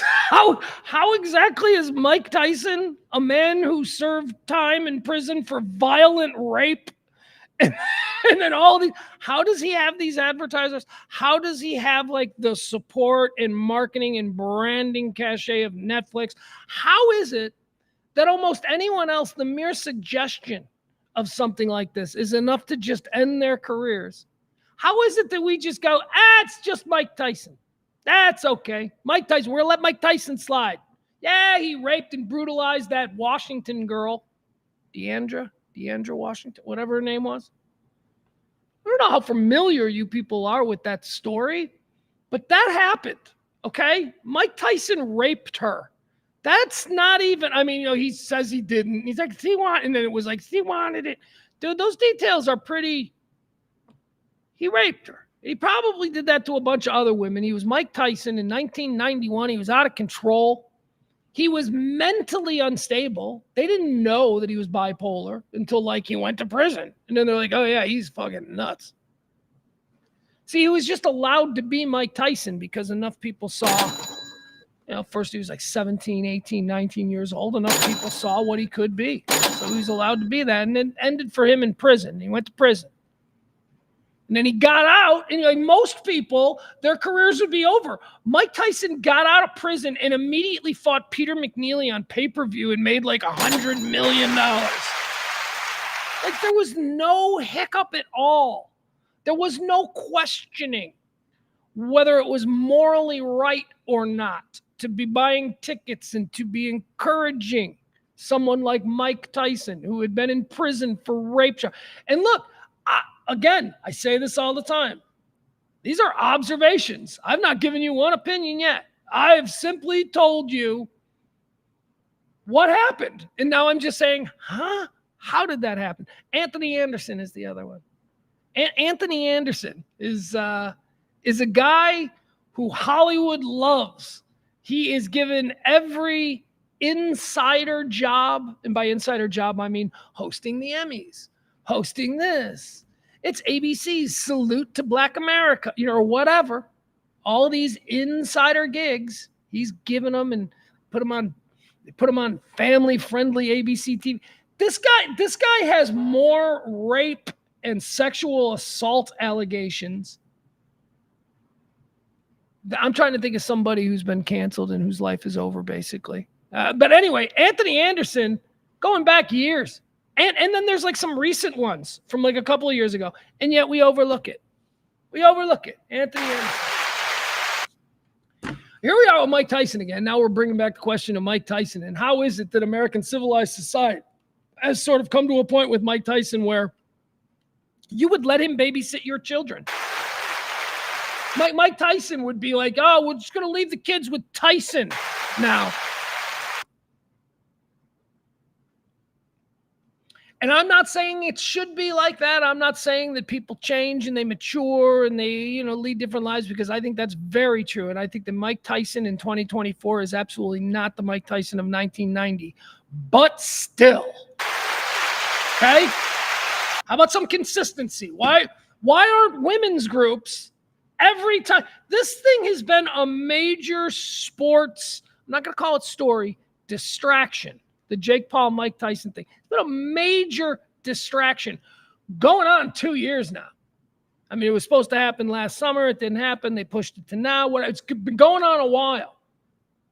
I haven't seen one women's group protest anything with Mike Tyson. I've seen Mike Tyson do all kinds of things. I've seen Mike Tyson hold all kinds of products or all kinds of hats. I ain't never seen any protests against Mike Tyson being welcomed back into civilized society. All these years later. And it's not even a case of all these years later. He never went away. It's like, hashtag me too, Mike Tyson. Am I right? Untouchable. Same with that Anthony Anderson guy. Untouchable.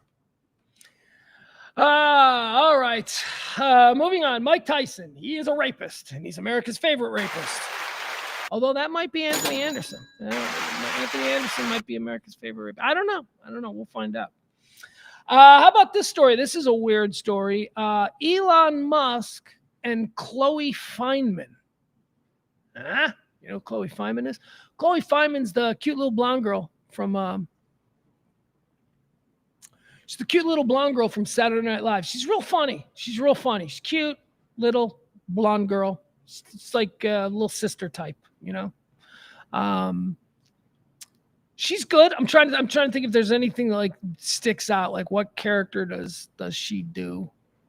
I don't know. Does she do like Bieber? She do. I know that used to be Kate McKinnon. I don't know. Whatever. Chloe Fineman. She's good. She's pretty. She's pretty Saturday Night Live little blonde girl. So apparently, when Elon Musk hosted the show a couple of years ago, Elon Musk made a cast member cry. And it was like a big story. It was like, Elon is difficult to get along with. It's been a rough week for Saturday Night Live. One cast member burst into tears after blah, blah, blah, being dressed down by the world's richest man. Whatever. Anyway, that's Chloe Fineman. She is now coming out and she's saying, by the way, before we hand over the government to him, just so you know, I am the one that he made cry. And here's the story. Okay. All right. So let's listen to, and by the way, I am going to 100% of the time side with Chloe Fineman, even though I know that she's an actress, which means she's nuts and never to be believed. I'm going to side with her on this just because she's kind of adorable. And Elon Musk is a dork. So here's what it says. Saturday Night Live star Chloe Fineman claimed tech billionaire Elon Musk made her cry when he hosted an episode several years ago. Musk has recently been at odds with the long-running NBC show for its portrayal of him in its post-election episode. During the episode's cold open, comedian Dana Carvey appeared on stage wearing an outfit similar to the one Musk wore at a Donald Trump rally. He also mocked Musk for calling himself, quote, dark MAGA during the awkward rally appearance. Musk was not a fan of the impression by Carvey and claimed SNL has been slowly dying for years. Oh, good burn. Oh, that's good. Oh, Elon, wait a second. Oh, man. Oh, you need something to burn SNL with? Oh, that is sick. I've never heard that before. Such an original, sick burn. Look, there's a podcast. There's a podcast on radiomisfits.com called This Show Hasn't Been Funny in Years, because that's the kind of bullshit that people have been saying about Saturday Night Live for years. So yeah, Elon, sick burn, you dork. Ugh. Musk was not a fan. Anyway, the Dana Carvey impression. Do we have? Yeah, okay, here we go. Here's the deal. We'll show you the Dana Carvey impression. Why not? Since it's handy. Dana Carvey did a really funny Joe Biden for the first couple of weeks, but I think Dana Carvey, you know, he wants to stick around. He wants to do more SNL. So I think that he's trying to do something that, because Biden's not going to be around much anymore. But, you know, Elon Musk, who doesn't Elon Musk? Let's let Dana Carvey get a crack at it. Dana Carvey, one of America's great comedic impersonators. Let's see if he can take a crack at Elon Musk. So here you go. This was Dana Carvey as Elon Musk. Elon did not like it.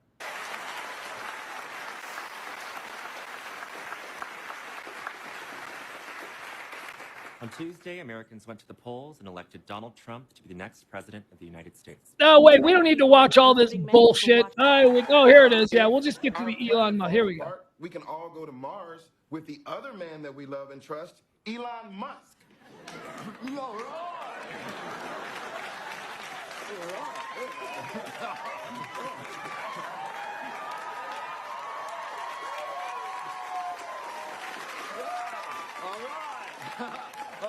Check it out, Doc Mega.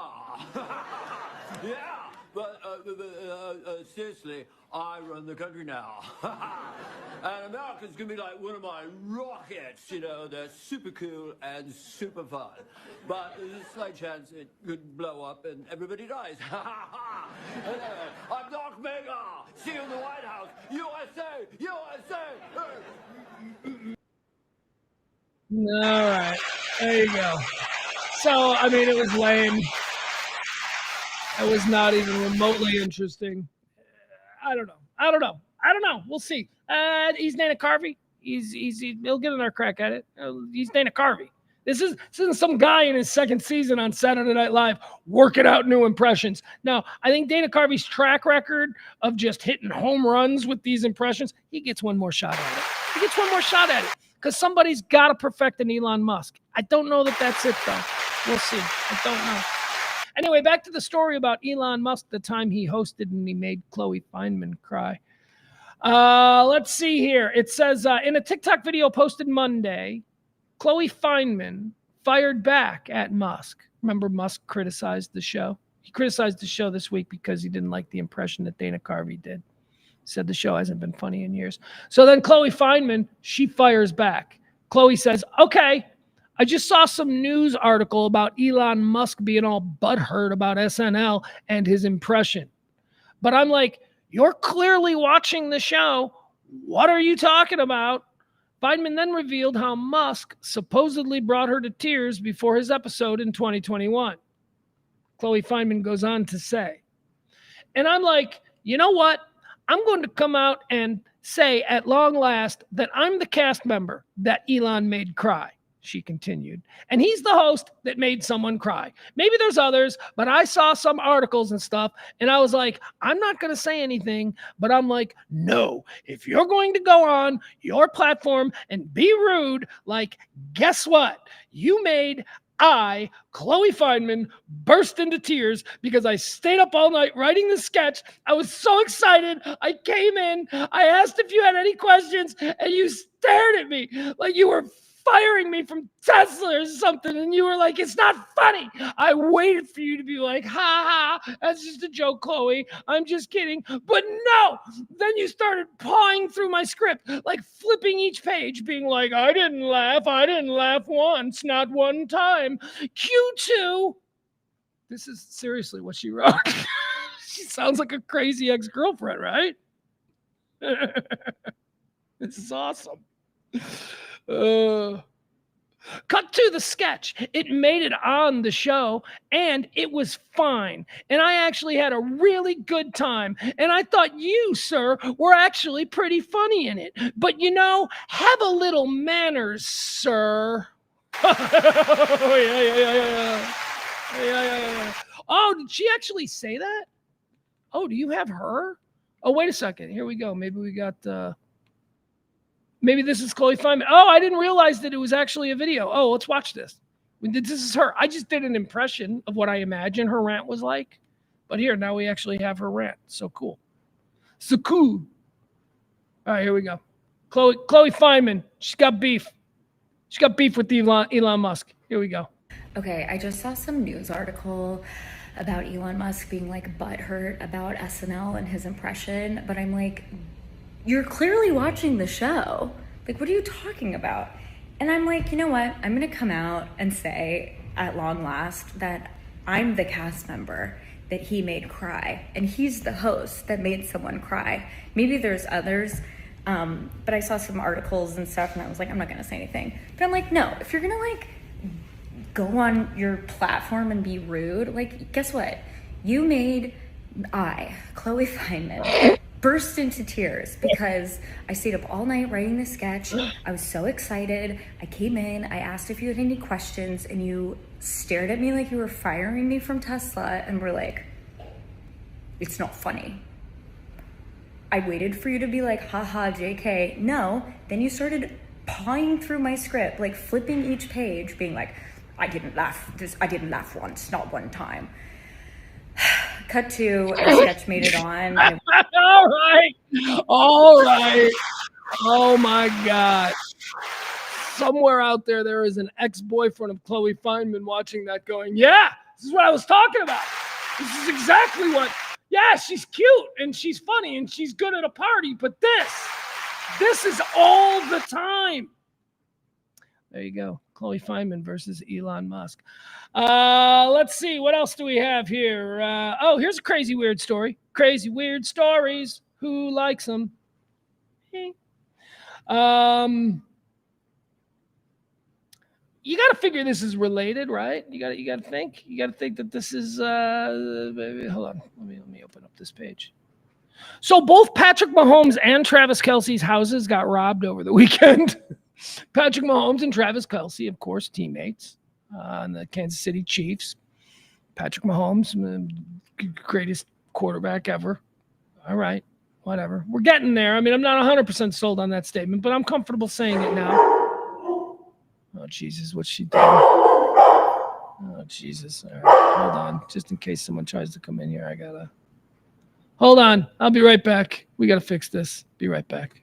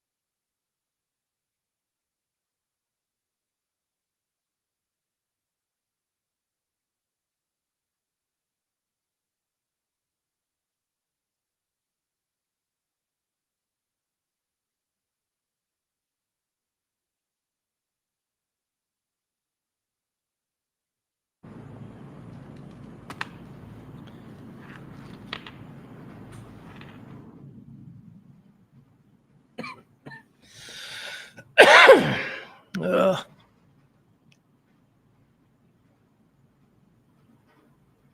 What? What? What? What?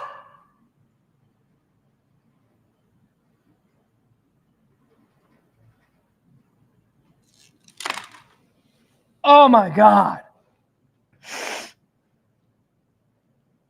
Oh my God. Well, breaking news out of the NBC newsroom. President-elect Donald Trump has chosen Florida Representative Matt Gaetz as Attorney General of the United States.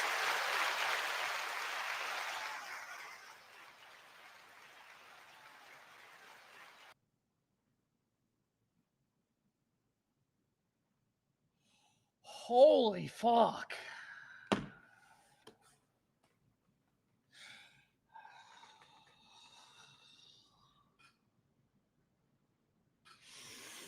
Hold it together.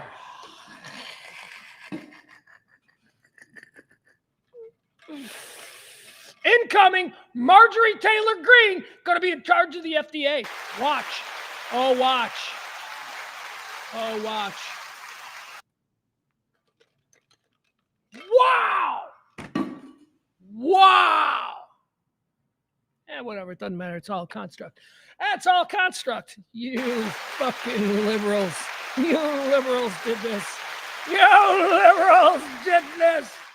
You liberals. You ruined America for normal people. Now we got goddamn Matt Gaetz, Attorney General. You're fucking nuts. No way. Not even with this Senate. Not even with this Senate does he get confirmed. No fucking way. Holy shit. We got to move on. We got to move on. I got to go dark. Can't do this.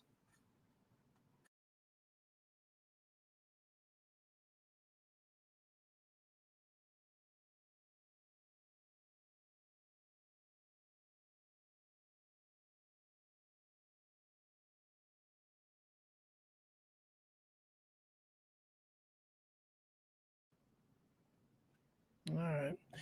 All righty. I'm going to be listening to nothing but yacht rock for the next 4 years. There you go. That's it. Just yacht rock. Travis Kelce and Patrick Mahomes, a couple of rich dudes who play a children's game for a living, they experienced a bit of an inconvenience when on the same weekend, somebody apparently broke into both of their houses. Nobody knows what was stolen.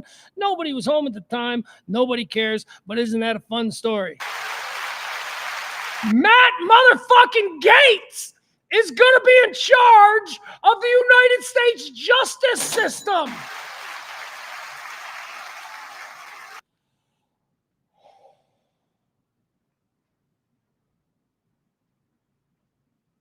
We got to move on.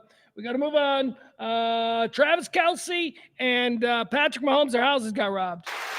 I can't move on. We will move on. Oh God, that's just not good. For like people like me who are trying to be so optimistic and we're like, no, man, this is gonna be good for this country. We can actually unify. Matt Gaetz as Attorney General?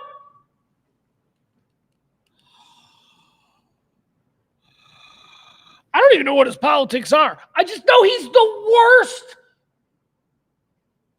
Oh my God. Holy shit.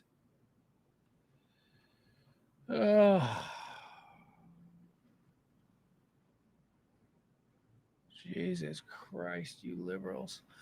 You liberals! You ruined it. You ruined it with your chicks with dicks should be able to play fucking whatever.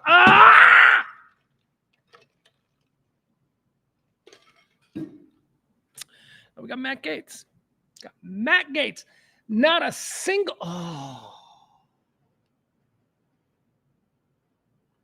I mean, look, if you think that there are some reasonable reforms that need to be implemented within the United States Department of Justice, that's fine. You do that.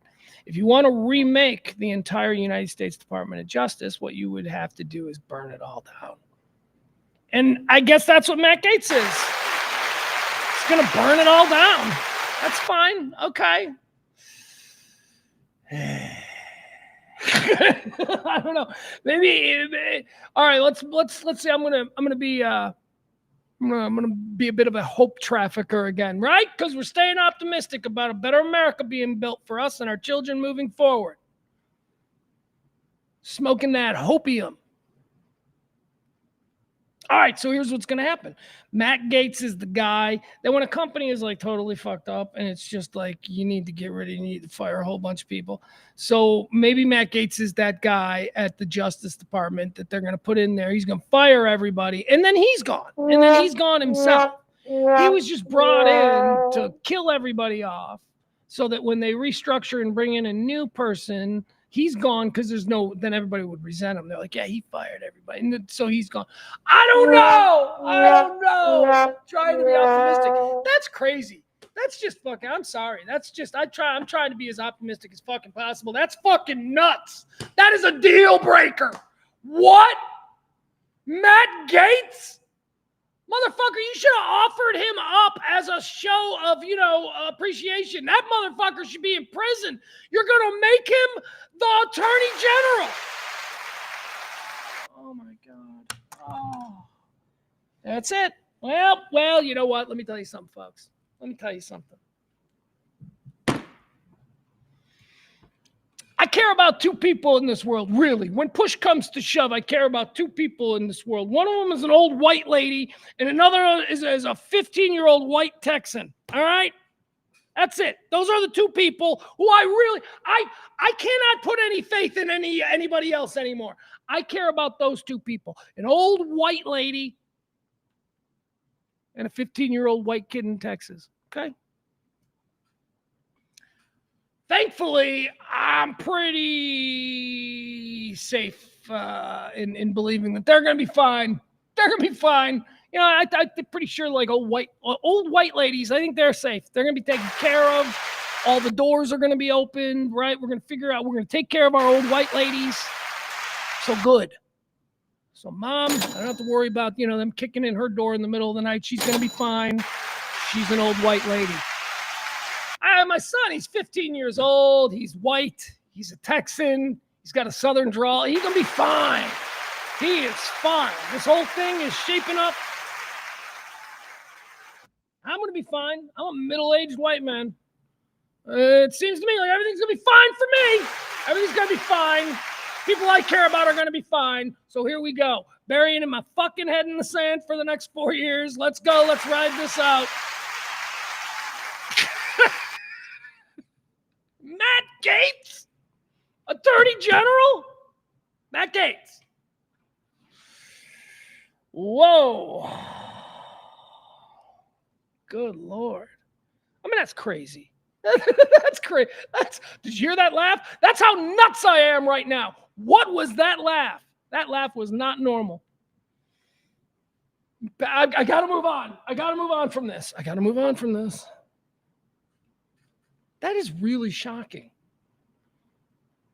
That is really shocking. That's like, I don't know.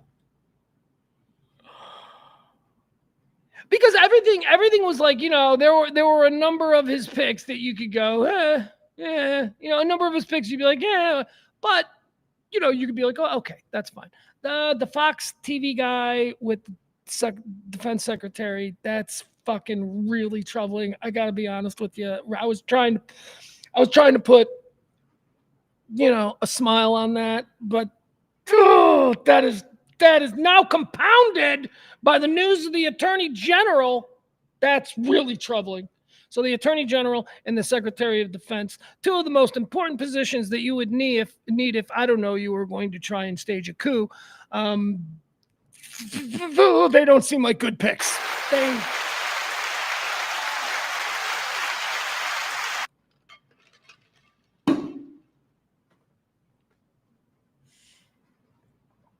Whatever. Like I said, I don't know. I'll put it this way. I resemble the kind of American who seems like it's going to be a pretty easy 4 years for us. So what am I worried about? My mom, they're going to open doors for her. She's an old white lady. I love her. Yeah, take care of her. My son's a little Texan, little hillbilly. He's going to be fine. Matt Gaetz. Okay, we got to move on. Seriously. We got to move on. Nina is one of the far left people. She says, no, we're not optimistic. Well, you shouldn't be. You should not be now. You on the far left, you should not be optimistic, Nina. Not me, I'm speaking from the middle. I'm speaking from the moderate. That's 70% that on some issues goes this way, some issues go that way. I'm optimistic. You guys on the left should not be optimistic. You guys on the left should be horrified, humiliated, and really in self-reflection mode. That's all. You're not bad people. You're well-intended.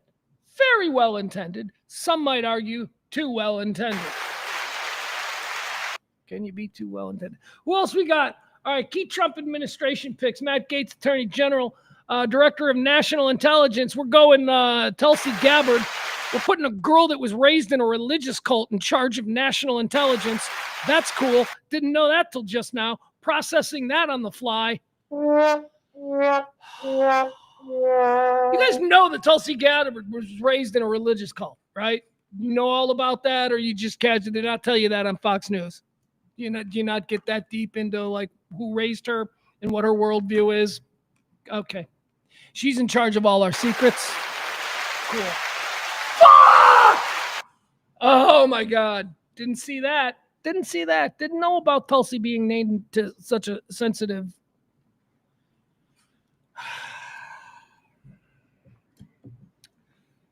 We're going to be fine. I'm going to be fine. I'm a white guy. I'm a middle-aged white guy. I'm going to be fine. Some of you, you choose to be upset and worried about, what's going to happen generations from now for people like you. Okay, go have at it. But you know what?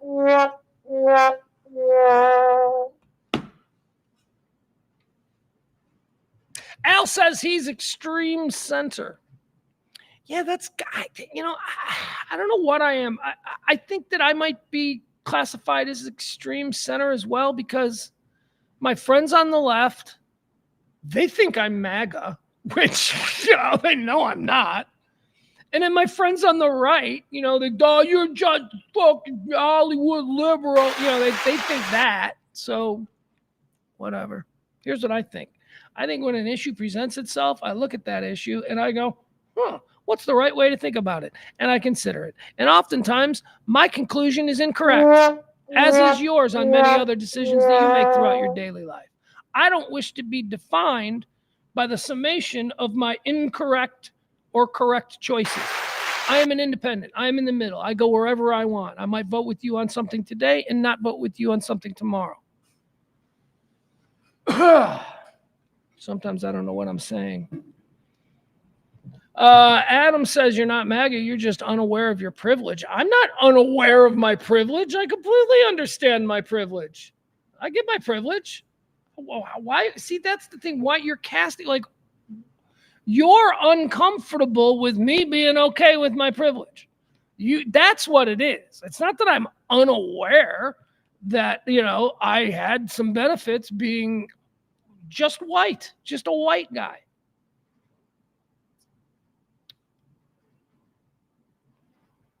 I mean, I don't know how. I get it. I get it with cops, right? I get it. Like, maybe I'm not as worried about being pulled over for bullshit reasons. Look, there's a lot of things that go into white privilege. I don't deny it. But what do you want me to do about it? Is that the thing? Do you want me to drop to my knees and beg you, my brown-skinned brother, for forgiveness for being born white? Fuck you. We're not doing that. We're not doing that. Stop it. And that's exactly the kind of shit, it's like, you're not bad. You're just unaware of your white privilege. That saying that kind of stuff to people who are not your enemy, who are your potential ally, is just a quick way to ensure what happened Tuesday will happen again. Just stop it with that. White privilege, you're just white privilege. Okay, all right. Good Lord. Adam says, read the comment before you're acknowledging you're also not with your male privilege, etc. Al says, I'm a white Hispanic. Everyone thinks I'm white. No, Adam's making. I'm not going to do what you tell me, Adam. If I misread something, it wouldn't be the first time. And that's fine, because Adam and I are fine. All right, let's see here. What else do we got?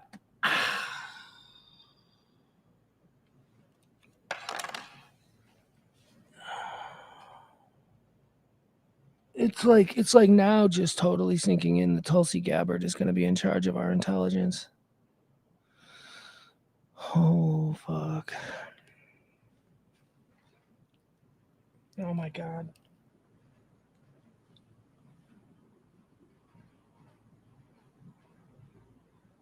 And then there's the whole Matt Gaetz thing. I got to stop thinking about this stuff. All right, stop. Let's move away. We don't do politics. I hate politics.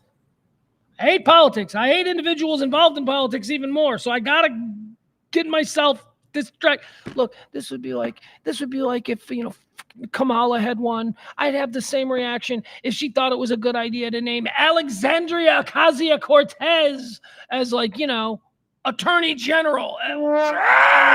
Right? So there are all these people out there who should not be considered for these very sensitive positions. Why? Because these sensitive positions don't really need the touch of a politician, and certainly not an apex politician like Matt Gaetz, who will say and do whatever it takes to get that next vote. That is not a characteristic that we want in our secretary, or what is he? Oh my God. He's Department of Justice. Oh. Holy shit. Moving on. Hey, here's some good news for any of you Gen Xers like me. Guess what car's coming back? You looking for a new next car? What would you want your next car to be?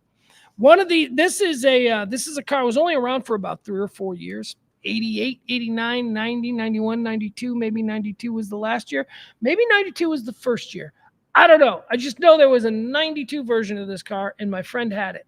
It was very cool. And then it just went away. There's like a number of cars from being a Gen Xer growing up that went away that were really cool for a minute. The Buick Grand National. Oh! The Buick Regal Grand National. Oh! The 280ZX. Oh!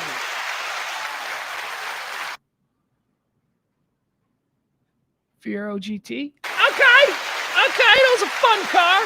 The Fiero GT. That was a fun car. Then there was this one. Toyota had this car. I think it was their answer to the, I think it was an answer to the Fiero. I'm not sure. But it's coming back. That's right. Toyota is going to bring back for 2025 or maybe 2024. I don't know. The MR2, the Toyota MR2. Or, as me and my friends, because my friend had one, as we used to call it, the Mr. 2. Woo! He's going out tonight. He could never drive. Well, you know me, I can't drive. It's just me and Mr. 2, because it was a 2-seater, just a little car. The MR2 was a pretty cool car. The Mr. 2 was a pretty cool looking car. I don't know why it didn't stick around. Probably because it was a death trap. Seriously, it was tiny. It was like being in a roller skate. It was tiny. So Toyota is trying to, I guess, farm that Gen X market of people who, remember fondly those 4 years when the MR2 was an actual car. And they've remade it. And it's a 400 horsepower. Holy shit. MSN, news, Toyota's MR2 revival sparks buzz. Will it rival the new Porsche with over 400 horsepower? Holy crap! 400 horsepower MR2. Let's check out the new MR2. Oh, no. Holy shit, you guys. If anybody wants to tip me a new car, this is the one I want. Look at that. First of all, look at that color. Huh? How about that color? That's the all-new Toyota Mr. 2. Excuse me, MR2. Let's see if they got any cool pictures of it. Any other cool pictures? Oh, okay, so there's like an older Mr. 2, but that's not even the cool Mr. 2. That's like the late end of the line Mr. 2. I didn't like that. That Mr. 2 kind of sucked. Where are the cool ones? Oh, look at that new one. Woo! Okay, what else we got here? That's it. We don't need it. There you go. If you're interested in a new car and you're Gen X and you're like me, you have a bit of an affinity for cars that are now dead, the Mr. 2 is coming back. Toyota. Let's see here. What else do we have? Anything else today? I think that's about it, man. I think we're about done with the show. Oh yeah, we got this. Okay, I want to share this with you. All right, so I think I just made a reference to this. I love yacht rock. It's like my favorite genre of music. My 15-year-old son loves yacht rock. We sing all the songs together. He knows all. They're like, it's good. What is yacht rock? Yacht rock is a fairly new genre of music. It's a joke. It's a joke genre. It's not. I mean, I don't think it's a joke genre now. I think it's caught hold, and I think it's its own real thing. But it's music. It's singer-songwriter, mellow rock music from the 1970s. So if you're like me, this is like the stuff that you heard late at night around bonfires, your parents and their friends and all that kind of stuff. Yacht rock is it is a genre. It is, how do you classify it as? Well, I'll tell you. I believe that I have compiled one of the greatest yacht rock Spotify playlists. Oh my God. You kidding me? My yacht rock playlist on my Spotify is fantastic. It moves, it grooves, it makes you smile. Sometimes a couple songs you might cringe. I'll tell you, I got a number of songs in my yacht rock where you're listening to it, and for the first couple, your initial feeling is going to be like, oh, this is cheesy, man. Oh, this is so cringe. But then you're going to get to a part and you're going to be like, nope, I changed my mind. You know what? Yacht rock. Anyway, I'm a big fan of yacht rock. Have been for a long time. The only musical format that I would work in would be yacht rock. Oh, I would love to be a yacht rock DJ. So cool. Anyway, as I said, it started out as a joke format, but apparently it's a real thing now. And they made a documentary about it. HBO, I don't know if you're familiar with this HBO series of documentaries. HBO Max. It's called the Music Box series. Oh, it's so good. If you have Max and you like, music documentaries and stuff, you got to go to Max and you got to find documentaries. You got to go to the Music Box section there at HBO documentaries or whatever. And you'll just find incredible, really cool, interesting music documentaries. So coming out on November 29th, the trailer was just released. This is new from the Music Box series of documentaries. Music Box, you know what 30 for 30 is over at ESPN? Okay. So Music Box is to music and stories about music and entertainers and all that. Music Box is to music what 30 for 30 is to sports. That's all. So if you're interested in that kind of thing, it's called, let's see. Video Killed the I don't know what it's called. Anyway, let's watch this. Here you go. This is the first trailer for the new Max documentary about yacht rock, and I can't wait to see it. Here we go.